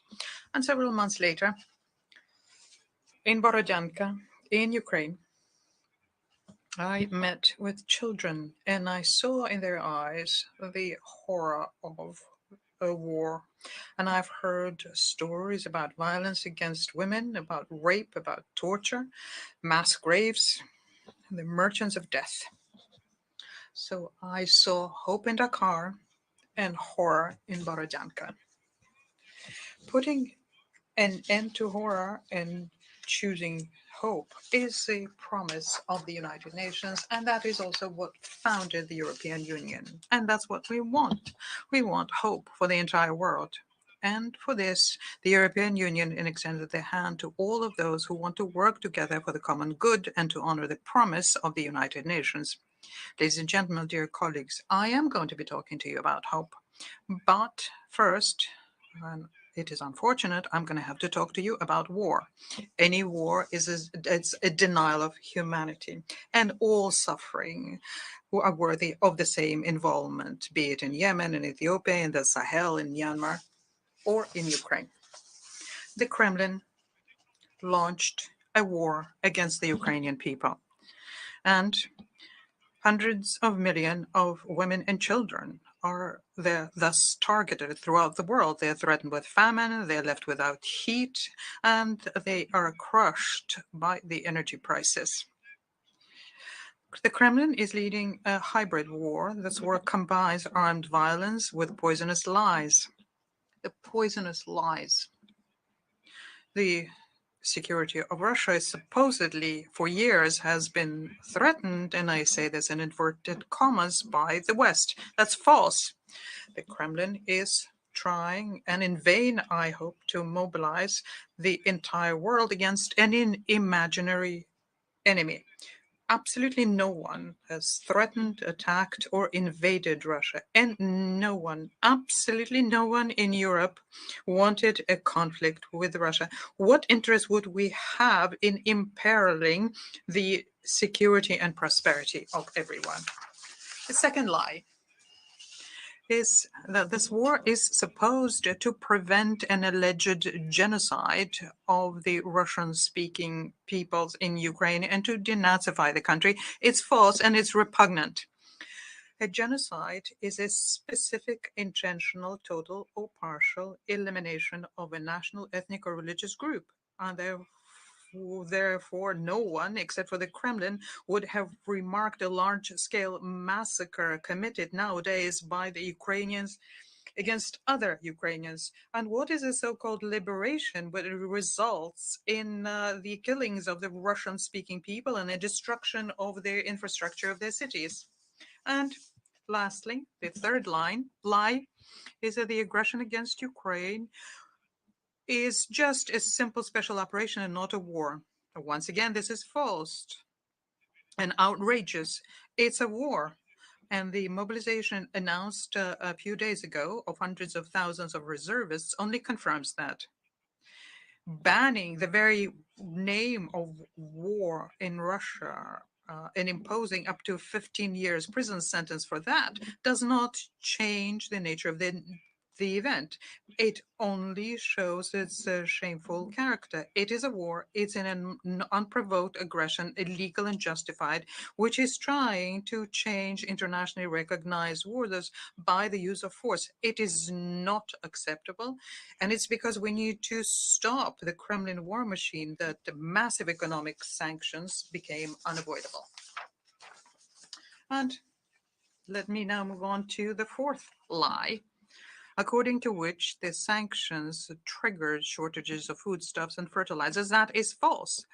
It was Russia, even before the war, which decided unilaterally to drastically reduce level of its grain and fertilizer exports, thus promoting the volatility of world markets. And it is Russia which decided to impose a military blockade on the Black Sea ports, thus making it impossible to conduct maritime trade. And it was the European Union which opened the corridors of solidarity by road, through which tens of millions of tons of foodstuffs have already left Ukraine. And it's an agreement broken by the Secretary General Guterres, which opened a naval corridor in the Black Sea, contributing to a price drop in the world markets and reopening the resupplies to Africa, Middle East, and Asia. And today, the pinnacle of cynicism, it is the Kremlin which threatens once again to not extend this agreement signed with the United Nations. And once again, it is the most vulnerable countries who will be the main victims of that. In fact, there's a very simple solution to end this food crisis which is threatening us. Russia needs to stop the war, withdraw from Ukrainian territory, and lift its blockade of ports. Ladies and gentlemen, Your Excellencies, this web of lies clashes with a moment of truth and sincerity. A year ago, in a written statement which was published, Vladimir Putin affirmed, on the basis of historical fantasies, that Ukraine, according to him, is not a nation and is not a legitimate state.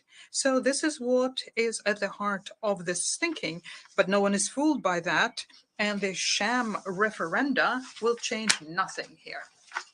Ladies and gentlemen, Excellencies, in 1963, At the time of the founding of the Organization African Unity in Addis Ababa, Modibo Keita, the first president of independent Mali, said the following, and I quote, "Imperialism is a manifestation of domination by a man over another, of a society over another, of a people over another, and of the will to at any cost impose their way of thinking, their way of life, and their way of political and economic development." End of quote. Imperialism and revanchism. These are the foundations of this war of colonization, which is targeting Ukraine and which is deliberately flouting international law and the United Nations Charter. And it goes as far as threatening the use of nuclear weapons and of using at this time the largest European nuclear power plant as a military base. This must stop. This is not acceptable, and we support the efforts made by the IAEA Director Rafael Grossi to restore security at the Zaporizhzhia power plant. Ladies and gentlemen, I am telling you in the most solemn way from this rostrum that the European Union is asking no one to choose between East and West, between North and South. But there is a choice that needs to be made. And the choice of the European Union is to choose for the respect of borders and not aggression, for cooperation and not threats. It's to choose a rules-based order and not the law of the strongest. At this very rostrum, in 1948, one of the founding fathers of the European Union, the Belgian Prime Minister at the time, Paul-Henri Spaak, spoke directly to the Soviet Union. And he said, and I quote, "We are afraid because in this assembly, you have made yourself the champion of the doctrine of absolute national sovereignty, and we wonder how an international organization can reach its goals if this outdated and reactionary doctrine is triumphant." Ladies and gentlemen, today, Russia makes you afraid. The Kremlin brought war to Europe and is acting like a blackmailer. We cannot allow the destructive actions of one of us to imperil our common fierce determination to act for the common good. The European Union is extending its hand, which is sincere and loyal. We have many challenges to tackle together. The pandemic, very painful effects, especially for the vulnerable. The Human Development Index is backsliding. The rights of women and minorities are flouted, and extreme natural phenomena are multiplying in number. Recently, we saw this in Pakistan and Nigeria. And fractures are opening up between developed and developing countries, between democracies and authoritarian regimes. Fractures are opening up also within our own countries. Multilateral cooperation is collective intelligence in action. It is also the DNA of the European Union, and the European Union is acting as a force for peace, development, and the promotion of human rights. The European leadership aims to build using solutions with you. It's not our role to lecture. There is no teacher, no one is a student. And it is within this spirit of cooperation that we're working at the UN, G7, G20, and everywhere. And it is for this reason, and it is this spirit that we're extending our hand with strategic partnerships. With our African brothers, we have completely changed the program. Our partnership is truly between equals and forward-looking, and I would like to reiterate here my support and advocacy for the inclusion of the African Union in G20. With Japan and South Korea, for example, we share so much, and day after day we're strengthening our relations. With India and the ASEAN, we're widening our areas of cooperation. Our links with the Latin American continent are natural. And we expect and are looking forward to a lot for the upcoming summit to give new impetus to our relationship. With the countries of the Gulf, we identify our common priorities, and we have frank and regular dialogues on our differences. Ladies and gentlemen, we want the emerging powers, including China, to participate sincerely in the collective efforts for peace and development. We advocate maritime security. We advocate stability in the Strait of Taiwan. We recognize the principle of one China, but we will not close our eyes to the violations of human rights, especially in Xinjiang and in Hong Kong. Ladies and gentlemen, we are here at the United Nations, the home for peoples of the world. And we do know, every one of us, that a robust multilateral system implies mutual trust. But the current system is not sufficiently inclusive or representative. The use of the right to veto should be an exception, but it has become, we have seen it, the rule. A reform is needed and urgent. And let me share with you this conviction. When a permanent member of the Security Council launches an unprovoked and justifiable war, the war which is condemned by the National Assembly, that member's suspension from this Security Council, in my view, should be automatic. Ladies and gentlemen, we support the proposals by the Secretary General on the Common Agenda. And the Summit of the Future in 2024 should be a historic opportunity to bring in these radical improvements. The European Union is very actively involved together with the G5 Sahel countries. We are ready to develop links with the Gulf of Guinea countries. We also work with Mozambique. We support the efforts made by Rwanda and SADC. And with our High Representative for Foreign Affairs and Security, Joseph Borrell, we spare no effort to try and bring back the JCPOA on the Iran nuclear issue.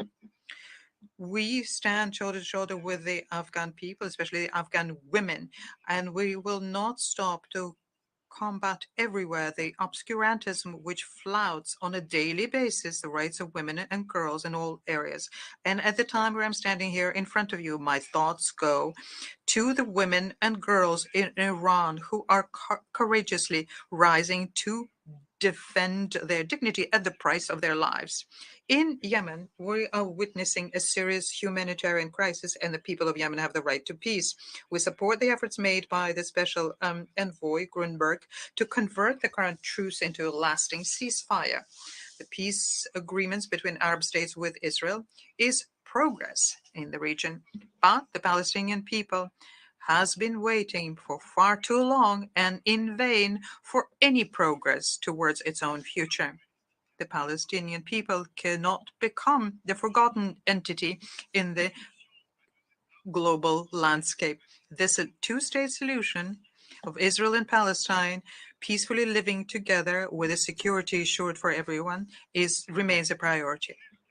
And I have an opportunity to personally become engaged in a difficult negotiation with the president of Azerbaijan and the prime minister of Armenia. Violence must stop, and the objective must be to resolve the conflict to bring in lasting peace and prosperity in Southern Caucasus. Leadership is to show the way, of course, but also leadership means delivering results. When it comes to energy security, we have been far too dependent for far too long, imperiling our security, our prosperity, our sovereignty. Energy and climate change are the two sides of the same coin. Overcoming the energy crisis means pushing back the climate danger. Protecting our biodiversity and our oceans is to safeguard our future. Climate neutrality is our lodestar in Europe. At the COP27 in Sharm el-Sheikh, we will strongly advocate to implement the promises of Paris and to go beyond. We want a fair and equitable transition. No country on their own can safeguard the planet. the European Union, honors its commitment towards developing countries, and we expect that other developed countries will follow suit. Ladies and gentlemen, about 1/5 of humankind is now in danger of plunging into poverty and famine. 1/5. And the Russian war against Ukraine compounds this crisis. Initiatives are underway, and that's a very good thing, by the G7, European Union, and others. The European Union is mobilizing about 8 billion euros for food security by 2024. But we all know that more needs to be done. There needs to be more coordination, more money, and also more sovereignty. New agricultural models, more resilient, more equitable, are needed. More food sovereignty in Africa and Latin America is indispensable. And there also, we are ready to extend the hand to support the projects of fertilizer production on these continents, similarly to what was done for the COVID vaccine. COVID-19 opened our eyes to our strengths and our weaknesses. Vaccines were made in record time, and under the leadership of the WTO Director Okonyo-Iweala, a balance was found between intellectual property, scientific innovation, and universal access to technology. But we do know that we need to draw lessons from the pandemic, which hit us so much. And that is the reason why Dr. Tedros and myself, some time ago, launched an idea of a treaty on pandemics to strengthen global health security. Its negotiation is on the way, and we need to finalize it. Ladies and gentlemen, I am concluding. We understand very well we are at a watershed moment of our history, a watershed moment of the history of humankind. Watershed moment expression was used and reused but sometimes we feel that we're living through something that is exceptional, extraordinary. And I'm thinking of Winston Churchill, who in 1946, when you were talking about the failure about the League of Nations to prevent the First World War, he said, the League of Nations did not fail because of its principles or conceptions. It failed because these principles were deserted by those states who had brought it into being, because the governments of these states were afraid of facing facts, and to act while there was still time. Act while there was still time. As the European Union, the United Nations is a project of hope, founded in the wake of the horrors of 2 world wars. A few days ago, my 6-year-old daughter all of a sudden told me and her mother that she was afraid of war. And it made my hair stand on end, because no parent in the world can stand it when the child says they're afraid of war, or that they're facing war, or that they are hungry, or that their children cannot be provided with care. No parent in the world can stand a situation where their child does not have a hope for a dignified and happy life. Preventing or stopping horrors in Borodyanka, in Yemen, or elsewhere, giving hope, as was the case with the doctors I saw in Dakar and elsewhere. That is the very nexus of our responsibility as leaders representing people in the world. And above and beyond our many differences, but above and beyond them, we all have red blood coursing through our veins. We all have hearts beating in our chests, and we have the same dreams of education and freedom for our boys and girls. I believe in collective wisdom. I trust that science and knowledge will give the world hope again. We need an awakening, and this awakening is now, and it needs to be together. And you can count on the European Union for that. I thank you. On behalf of the Assembly, I wish to thank the President of the European Council of the European Union for the statement just made, and I request protocol to escort His Excellency.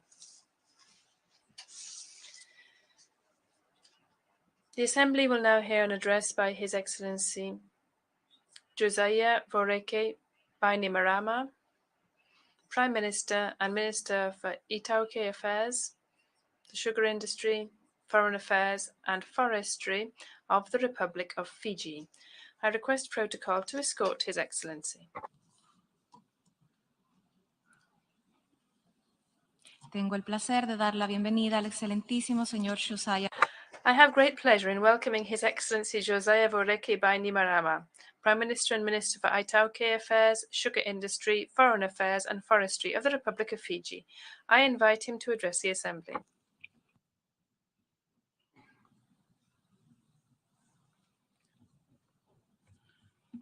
The President of the UN General Assembly, Jaba Korosi, the Secretary General, Antonio Guterres, Excellencies, ladies and gentlemen, Bulavinaka, and good morning. First, I congratulate you, Your Excellency Jaba Korosi, on your election as the President of the General Assembly. I also commend your predecessor, Foreign Minister Abdullah Shahid of the Maldives. Excellencies, in a year of challenge, I'm here to condemn not one, but three great global conflicts. The first is Russia's war of aggression on Ukraine, a scourge that reflects a brutal mentality of conquest and empire. No matter their might, no matter their size, Fiji is unafraid to condemn any warring nation. We owe nothing less to the Fijian peacekeepers who have sacrificed and paid the ultimate price for peace's sake around the world. We in the Pacific, who have lived the horror of nuclear fallout, wholly denounce Mr. Putin's threatened use of nuclear weapons. And I appeal to him, give diplomacy a chance to bring this war to a speedy close. We too condemn another war, the climate war, that humanity is waging on itself, on our ecosystems and ocean. This war isn't fought with bullets and bombs, but apathy, denial, and a lack of courage to do what we all know what must be done. This is a war we are losing in every community, in city, and country of every size. But small states, those least responsible, stand to lose the most of all. Yet we are not heard, not even it seems, by the leadership of some multilateral development banks. And so lastly, I condemn the Cold War of indifference against the citizens of small islands and states who bear the brunt of this superstorm of global shocks, from rising commodity prices to the climate crisis and the pandemic. Surely, as leaders, we have the capacity to defend peace on all these fronts. I ask, where is the world's courage to do so? I see that courage in the Fijian people I serve as we build up our country undaunted by these challenges. Today, I will share this story, not for the sake of pride, but because leaders should know the lives, the progress, and the aspirations they threaten with their inaction. I arrived this week from the funeral of Her Majesty Queen Elizabeth II, a leader who holds a special place in Fijian history and in the hearts of the Fijian people, including my own. My fondest memory of Her Majesty was in London 4 years ago at a welcome reception she hosted at the Commonwealth Heads of Government meeting. She walked over to me from a greeting post to say that she had asked the then Prince Charles to look after their other guests so that she could personally welcome me and Fiji back into the Commonwealth. It was a simple gesture, but a special affirmation of all that we had worked to achieve for Fiji's new and true democracy. For we had done away with an undemocratic system that relegated hundreds of thousands of Fijians to the margins of society by design. We had adopted a new constitution that echoed the spirit of the UN Charter's promise to uphold equal rights for all peoples, regardless of background, regardless of religion, ethnicity, regardless of gender, age, or physical ability or province. It guaranteed common and equal Fijian identity and citizenship for all citizens. The strong and accountable institutions it established and the protection it upholds produced an electoral system in which every Fijian vote holds equal value. And the Fijian people have used that vote to elect my government twice in the last 8 years.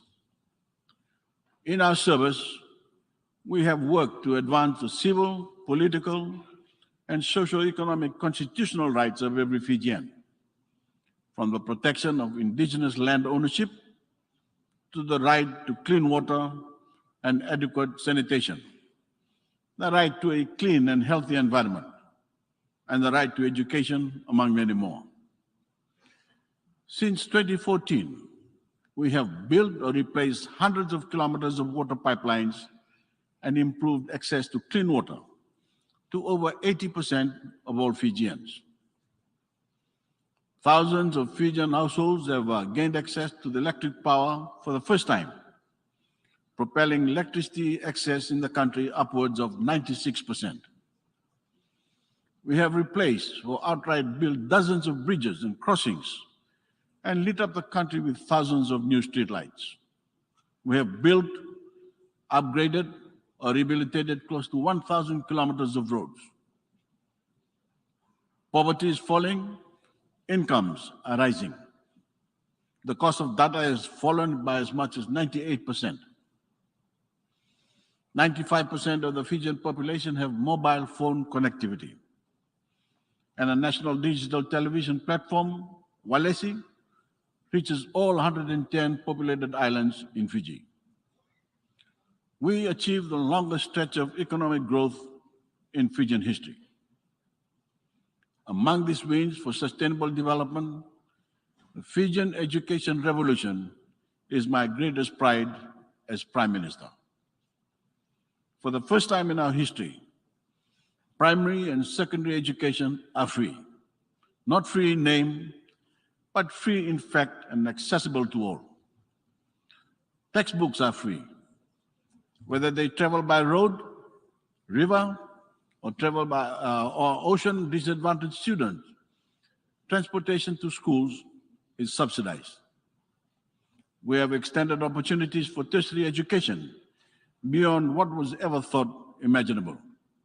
And today, Fijian women outnumber men in our universities. In times of crisis, our constitutional commitments to every Fijian have served us best and mattered most. The COVID-19 pandemic contracted our economy by over 20%. It stole half of our government revenues, flung over 100,000 Fijians out of full-time employment, and pressed us to the precipice of a socio-economic crisis. Through decisive policy choices, we maintained the strongest possible focus on protecting people and communities. Through our tourism revenue was zero, we paid out income support to the unemployed.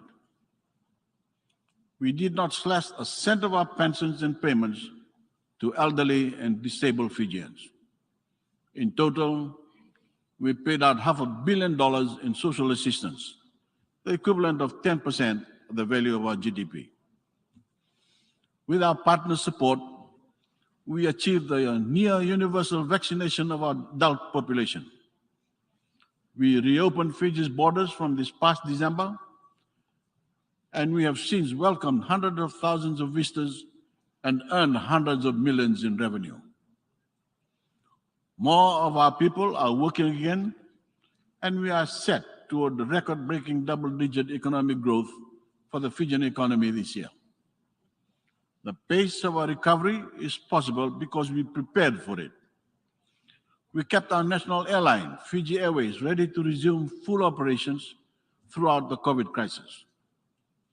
We supported our tourism industry to weather the storm. That allowed us to set the terms of our reopening.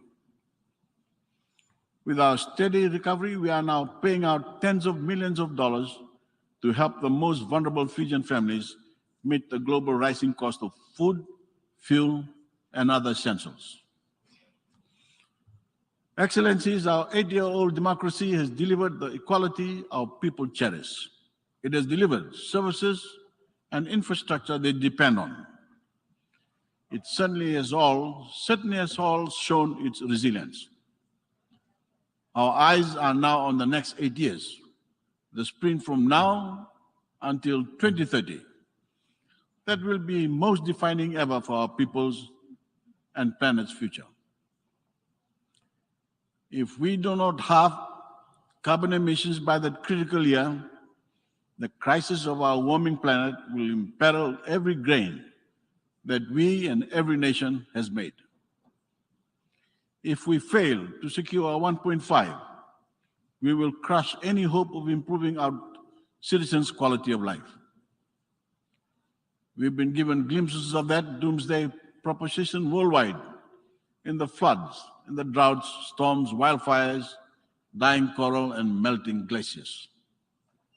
Ladies and gentlemen, we in Fiji have felt that devastation in the 14 cyclones that have struck us since 2014. These storms have stolen lives. They have leveled homes. They have destroyed schools. They have traumatized our young. The Pacific's children are the least to blame, among the least to blame for the climate crisis. Yet, our children are the most affected. I challenge leaders from the high-emitting nations to name a greater global injustice than the price that young Pacific Islanders pay for climate change. Since 2014, Fiji has rebuilt or repaired over 200 cyclone-devastated schools. We have built cement and nature-based seawalls to keep out the rising seas. We have stabilized vast stretches of riverbank. Where seawalls cannot suffice, we have relocated 6 communities, with over 40 more in the queue to be moved. We are building back better to the standards demanded by a warmer world. We are borrowing hundreds of millions of dollars to do this. The archaic architecture of multilateral development banks and global financial services gives us little to no access to grant or concessional climate financing, particularly for adaptation. Therefore, we are left with little to no choice.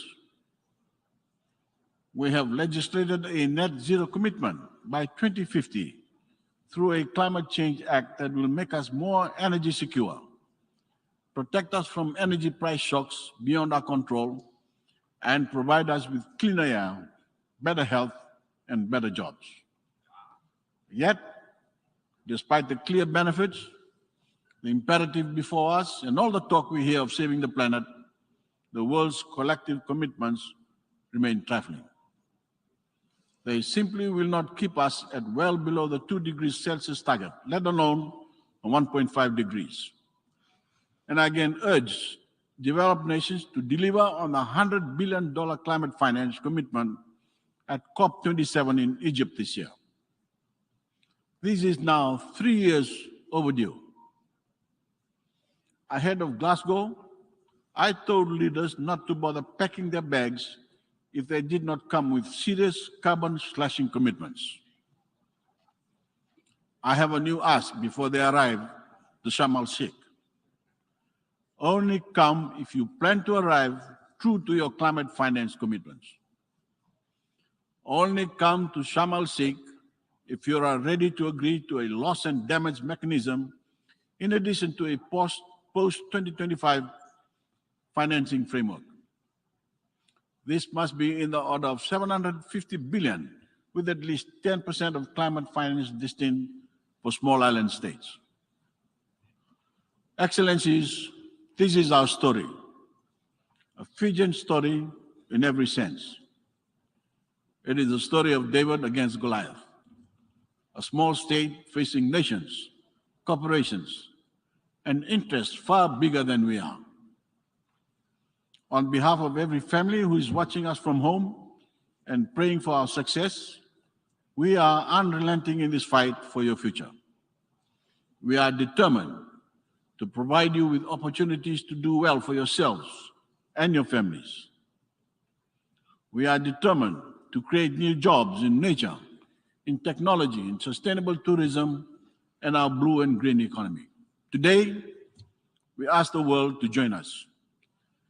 This is not the time for war. This is not the time for words. This is a time for will and a time for courage.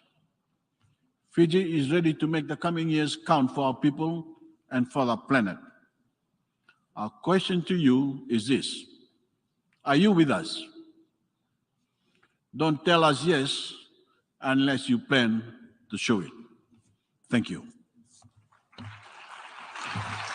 En nombre de la Asamblea, On behalf of the Assembly, I wish to thank the Prime Minister and Minister for Itoke Affairs, Sugar Industry, Foreign Affairs and Forestry of the Republic of Fiji for the statement just made. And I request protocol to escort His Excellency. The Assembly will now hear an address by His Excellency Xavier Bettel, Prime Minister, Minister of State, Minister for Communications and Media and Minister for Religious Affairs of the Grand Duchy of Luxembourg. I request protocol to escort His Excellency.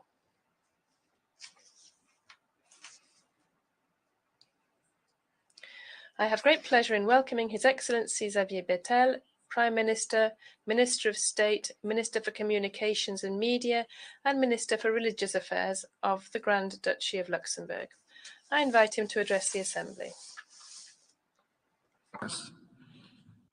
Thank you very much, Madam President. Madam President, dear colleagues, at the outset, I wish to align myself with the words of my colleague Charles Michel earlier on behalf of the European Union, because I'm part of a generation which has never known war, and we thought that war was relegated to the history books. However, my continent is now seeing war on its own soil, and our strength and our solidarity, our union, I believe, is our unity.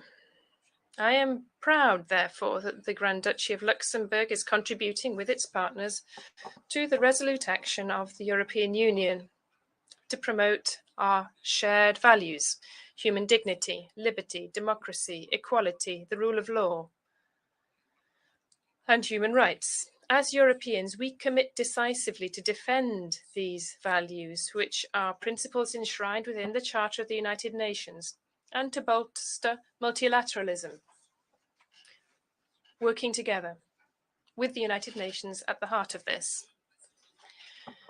You have attributed the theme of your presidency to a watershed moment and the need to find transformative solutions to interlocking challenges. And we are indeed at a watershed for the world and for the United Nations. For almost 7 months now, a permanent member of the Security Council, the Russian Federation, has been waging a large-scale war of aggression against Ukraine, a sovereign neighborly country, with the involvement of Belarus. And this unprovoked, unjustified war has, for many people, and perhaps in many other countries in the European continent, this has revived the fears of war. And we are once again beginning to ask ourselves, is this possible? Might it happen? Recent threats and measures announced by Moscow merely exacerbate this situation, and we categorically condemn them. We do have a situation here with the Russian veto and with a Security Council which is blocked, and that is difficult. The Secretary General has condemned the manifest violation of the Charter of the United Nations by Russia, and on the 16th of March, the International Court of Justice indicated precautionary measures requiring that the Russian Federation should immediately suspend military operations. And this assembly also met in an extraordinary session and adopted 3 resolutions in this context. A great majority of the members of this assembly condemned Russia's aggression against Ukraine and required and called that Russia should immediately cease fire. Upon the demand of President Zelensky, the Ukrainian president, I participated as Prime Minister in these efforts. I held interviews with the Russian president and the representatives of the Russian Federation here in this room as well, and I do not regret my attempts. I am disappointed regarding the result. When I hear President Erdogan, for example, saying that last week that perhaps we would see peace, and then the same day President Putin announced the organization of referendums. And we know how long that takes, and if we try to organize referendums during wartime and we go to people's doors and ask them to put ballot papers into boxes, or however we organize it, it's impossible to organize referendums during circumstances such as those in existence today. I fear, indeed, Madam President, that this referendum is merely an excuse to justify further actions, to say that this is Russian territory and therefore Donbass must now be protected by Russia, thus justifying the even more brutal use of means than is currently happening. And I regret that. And my discussions with President Putin were an opportunity where I did appreciate the frankness and the discussions. But I do see that today starting a war seems to be easy, but the greatness of a political figure is marked by their abilities to end a war and to get out of it. And I do not know how President Putin can explain recent announcements and mobilizations and explain recent demonstrations. How can we explain to mothers who are going to lose their children or women who are going to lose their spouses to participate in a war that has no sense?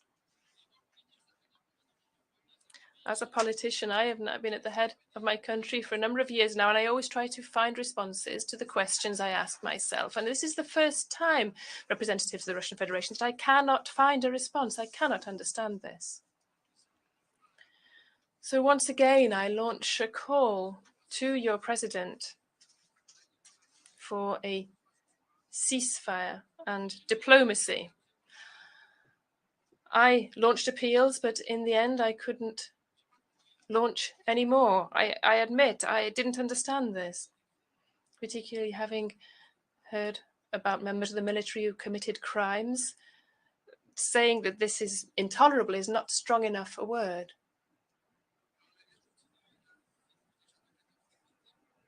This is intolerable. The war continues and has claimed 14,000 victims, civilian victims in Ukraine, including over 1,000 children. There are mass graves with people who have been slaughtered. I saw this in Bucha. There were summary executions. And every day is a day too many. And this also imperils Ukrainian nuclear plants, and many countries are afraid of that. This is an intolerable risk for Ukraine, but also for other European countries. And as I said, I went to Ukraine around 3 months ago, and I visited the cities of Borodyanka, Bucha, and Irpin. And I'm speaking about a personal experience here, but I met a woman who had lost everything. But she retained hope and a determination to believe in peace. She was there with her son, who had gone deaf as a result of the bombings. So I'm sorry, representatives of the Russian Federation, but we cannot. Nobody can condemn a country or a generation or kill innocent people.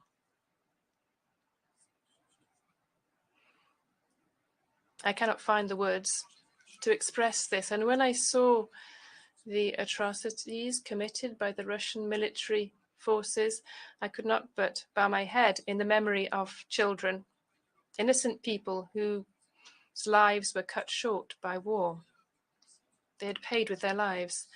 I say this here, and I said this in Kiev as well, President. Ukraine can continue to count upon us to help them in defending their independence, sovereignty, and territorial integrity within their internationally recognized borders.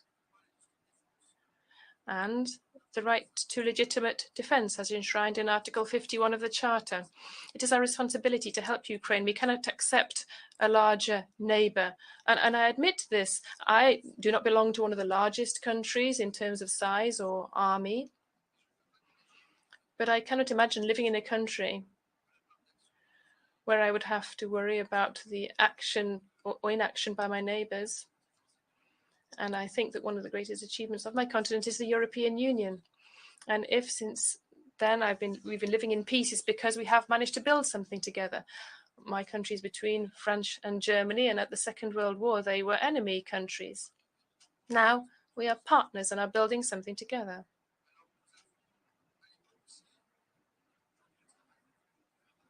I would not be here before you or be living in a democracy if countries which were not my neighbors but other countries had not helped me as a country. And as Luxembourg, we have also opened our doors to those fleeing war. These people do not want a better life, they just want to live. And we welcomed over 1,000 Ukrainian pupils into our schools. Whether this is in Kiev or at home in Luxembourg, the courage of these mothers, these families, these children, these men in Ukraine, they are starting to rebuild their country and breathe new life into their liberated towns after the barbarity visited upon them. And we must honor this courage by tirelessly supporting investigations carried out by national and international actors, and I'm thinking of the International Criminal Court, so that those responsible for crimes and war crimes and other crimes in Ukraine are identified, prosecuted, and punished. There can be no impunity for war crimes, crimes against humanity, genocide, or the crime of aggression. And allow me to take this opportunity to applaud the courage in Russia. President Putin has called for a mobilization now, and there are young Russian people who are leaving their country. As Jean-Michel was saying earlier, we cannot talk about war without condemning it today. Is it too late? Perhaps it is too late. What has already happened is unforgivable. There must be a ceasefire. There must be a halt to the killing of innocents. And to the representatives of the Russian Federation, this is something that I hold very dear myself, and which is why I'm very sensitive to this topic. I have a grandmother who is Russian and a grandfather who was Polish. I have a Luxembourgish grandfather and a French grandmother, Orthodox and Jewish. One was an atheist, the other Catholic. And even in my country with Jewish blood and as a liberal and married to a man, I would be condemned to death in my own country.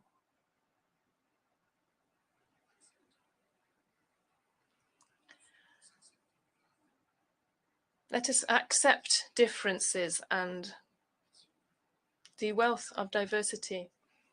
Let us live in peace and no longer commit the same errors. And I launch an appeal to President Putin. Starting a war is not the difficult thing, as I said earlier, but stopping it is where true greatness lies. And this war began at a time when most of us were beginning to feel the relief of the end of the COVID pandemic. We thought that we would be able to move on, and now we are faced by issues of food security, particularly those in vulnerable situations in Africa and in the Middle East. And I repeat to our African colleagues, I know that there's a narrative saying that European sanctions are causing the problems and the food crisis, but this is false. It is the war, the aggression in Ukraine, which is responsible for the problems we are facing. And I should like to thank President Erdogan, who sat down at the table to try to find a way to get Ukrainian grain out of the Black Sea and the exports. And that is crucial for millions of people.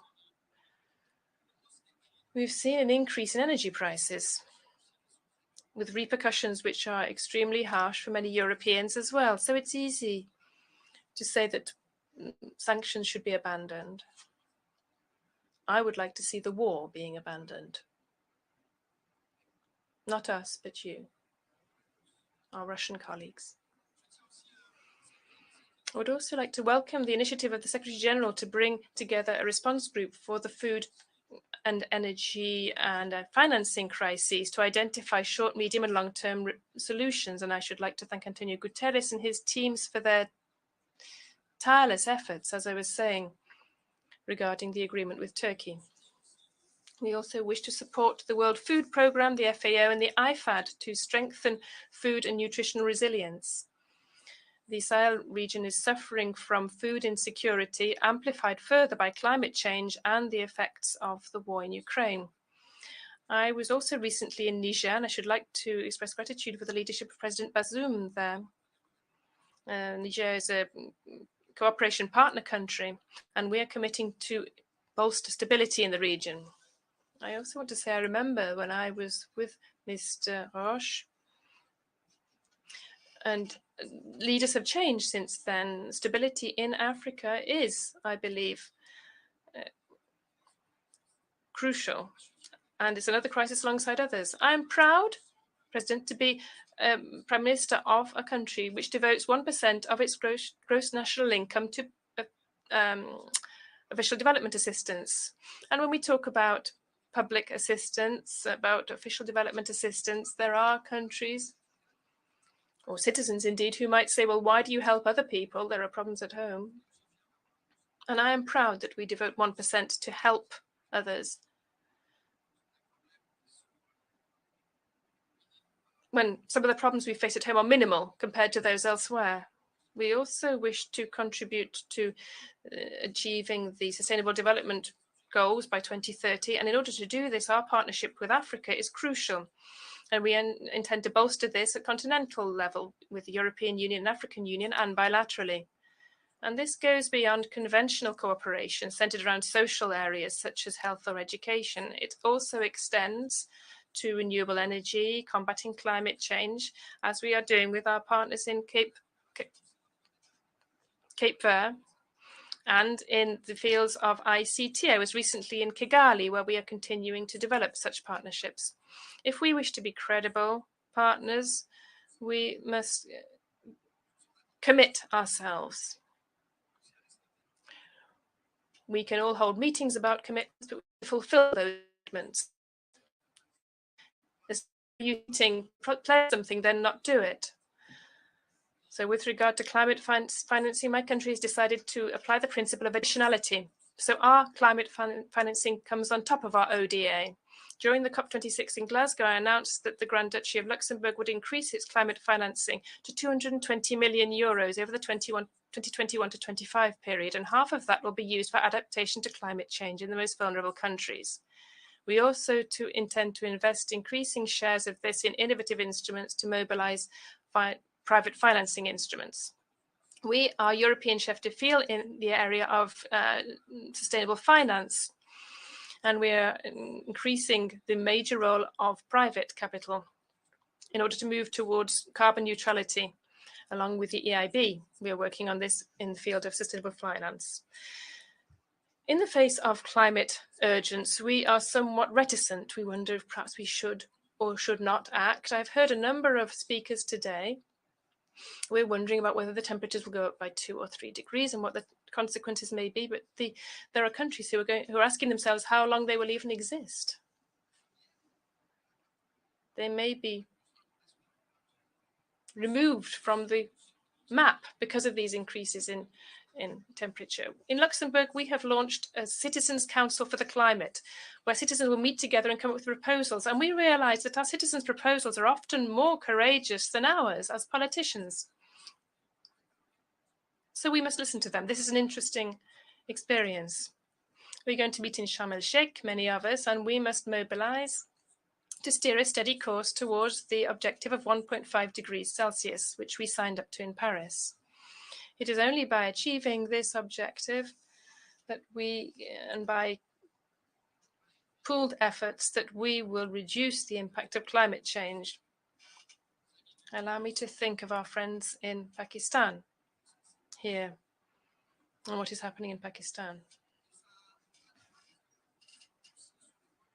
which has an impact on human rights as well, and particularly the rights of children, which is therefore one of the priorities of Luxembourg in the Human Rights Council. We commit in the Council also to promote gender equality, to combat discrimination, to the rule of law, to bolster civic spaces and combat impunity. I also wish to think about Mahsa Amini in Iran and what happened there. The morality police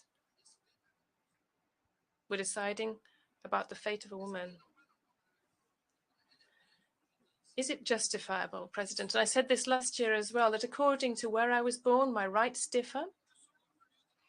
Depending on where I was born, if I'm a member of a certain religion, I have no rights. If I am of a differing political opinion, I lose my rights. If I'm of a different sexual orientation, I lose my rights, or even may be condemned to death. And if I'm a woman, I have fewer rights than a man. That is a reality today in 2022.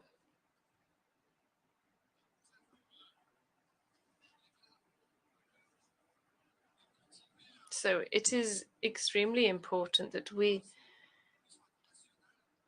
continue to hold these independent international commissions of inquiry with regard to the violations of human rights. And their work, unfortunately, is increasing across the world. We also are committed to ensuring our actions are commensurate with the responsibility conferred upon us by our election to the Human Rights Council for 2022 to 24. It is the first time we've had the honor of sitting in this council, and I take this opportunity to express my own warm gratitude and that of the Luxembourg government and my country for having placed this trust in us. As you said, President, we are at a watershed moment. We must address the threats we all face, war or climate deregulation, and we must find shared responses and work together. To those who say the UN is powerless, I would respond that the United Nations is whatever we make it. It all depends upon our own ambition and what we manage to do. We need to mobilize to find solutions, forge alliances and commitments which allow us to bolster multilateral cooperation. This spring, for example, Luxembourg had the honor, along with Bangladesh, of facilitating negotiations which resulted in the adoption by consensus of the first declaration on progress made towards the implementation of the Global Compact for Safe, Orderly and Regular Migration. We also participated in efforts which allowed for the adoption by consensus of the Liechtenstein initiative on the veto. This establishes a permanent mandate for this assembly to hold a debate if the veto is used in the Security Council. We have a system. The system is what it is, but let us make the best of it. We do need reforms of the Security Council. The United Nations can't be a dog whose bark is worse than its bite. We must have a UN that functions. This is a body. Remember why we're here. After the Second World War, we wanted to sit around a table to find solutions, to work together. The United Nations must not today be a place where a veto can block a desire to build something together.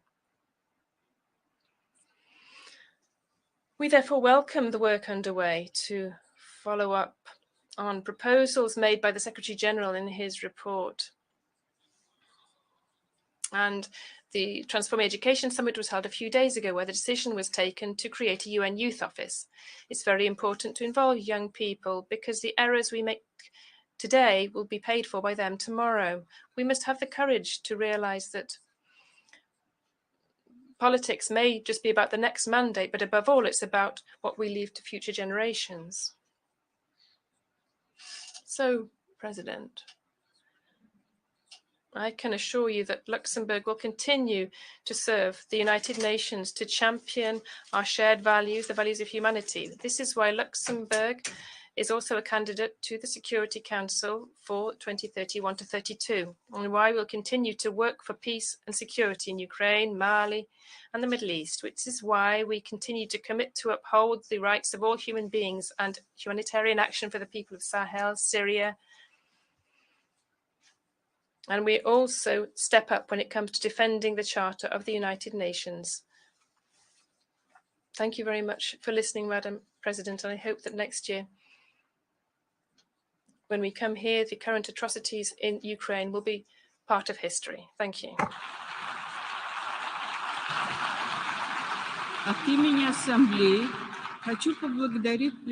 On behalf of the Assembly, I wish to thank the Prime Minister, Minister of State, Minister for Communications and Media, and Minister for Religious Affairs of the Grand Duchy of Luxembourg for the statement just made, and I request protocol to escort His Excellency. The Assembly will hear an address by His Excellency Mark Rutte, Prime Minister and Minister for General Affairs of the Kingdom of the Netherlands.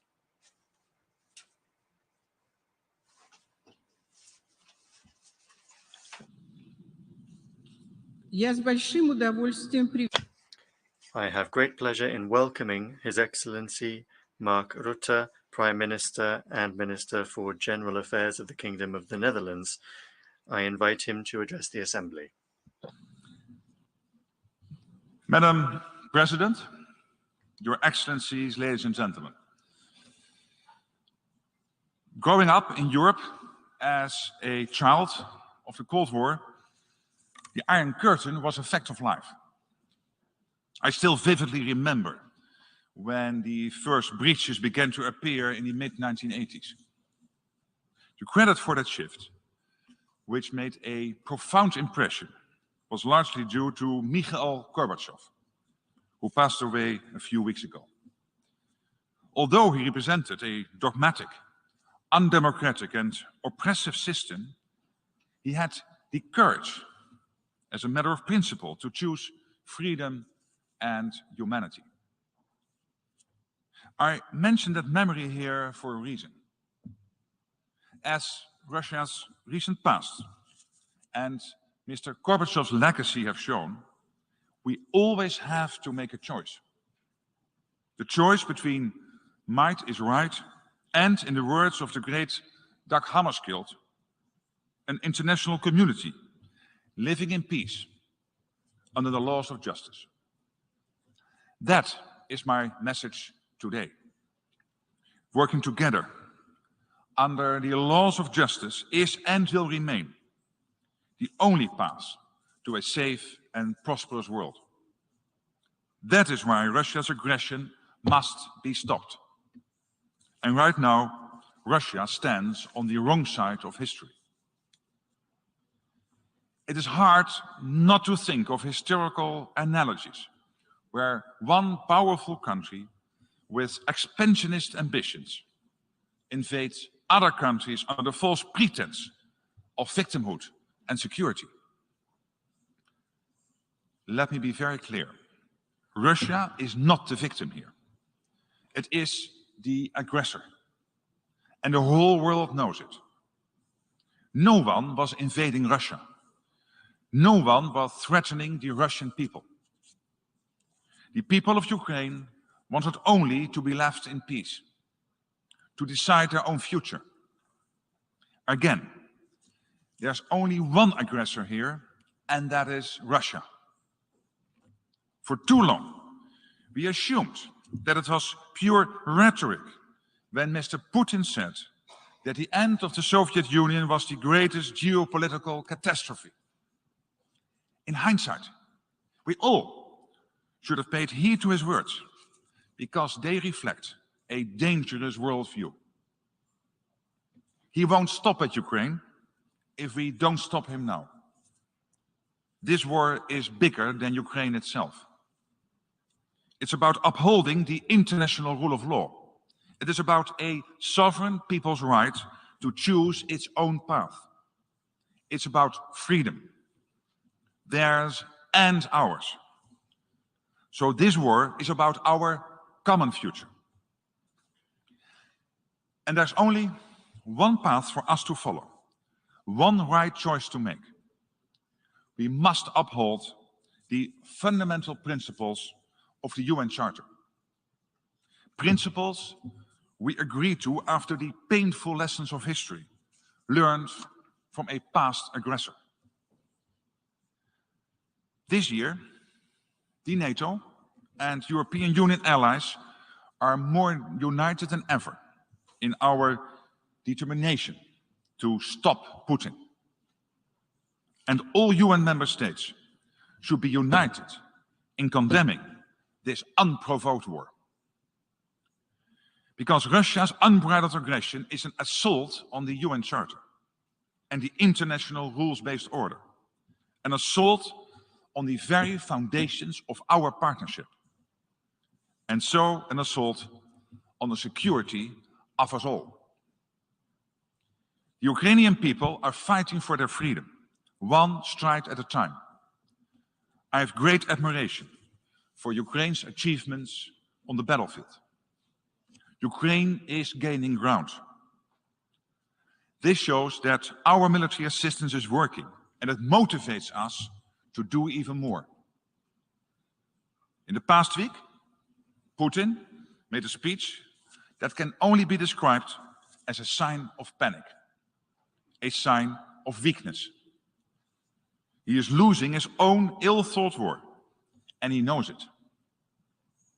That's why he clutches onto his delusionary narrative, full of lies and deceit.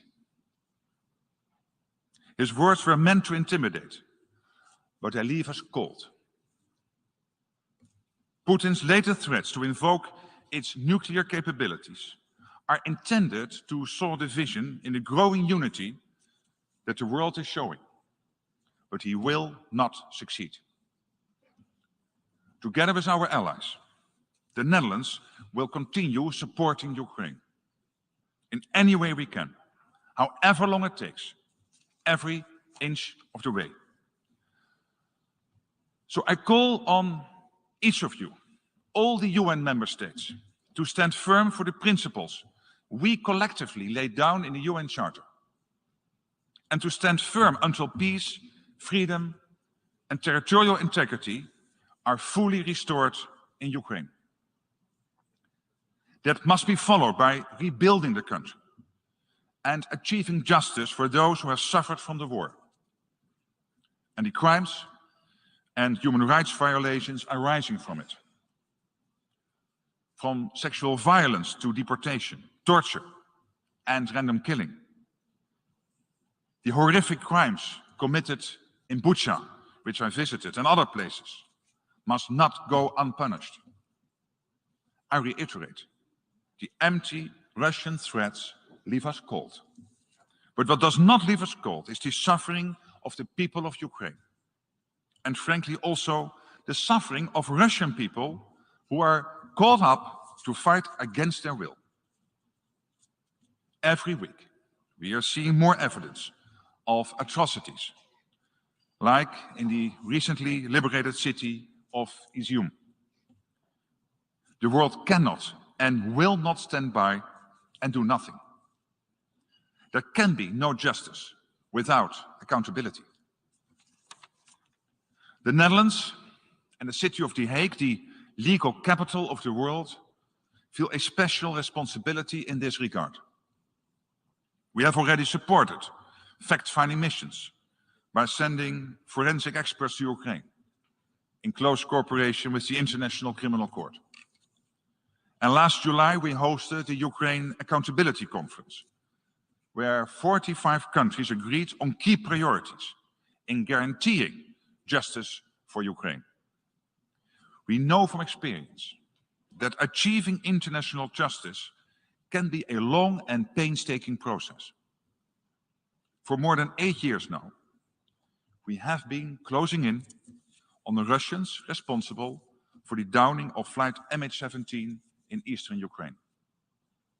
I'm grateful for the unwavering support we have received from Ukraine and many other countries in our fight for justice for the 298 victims and their families.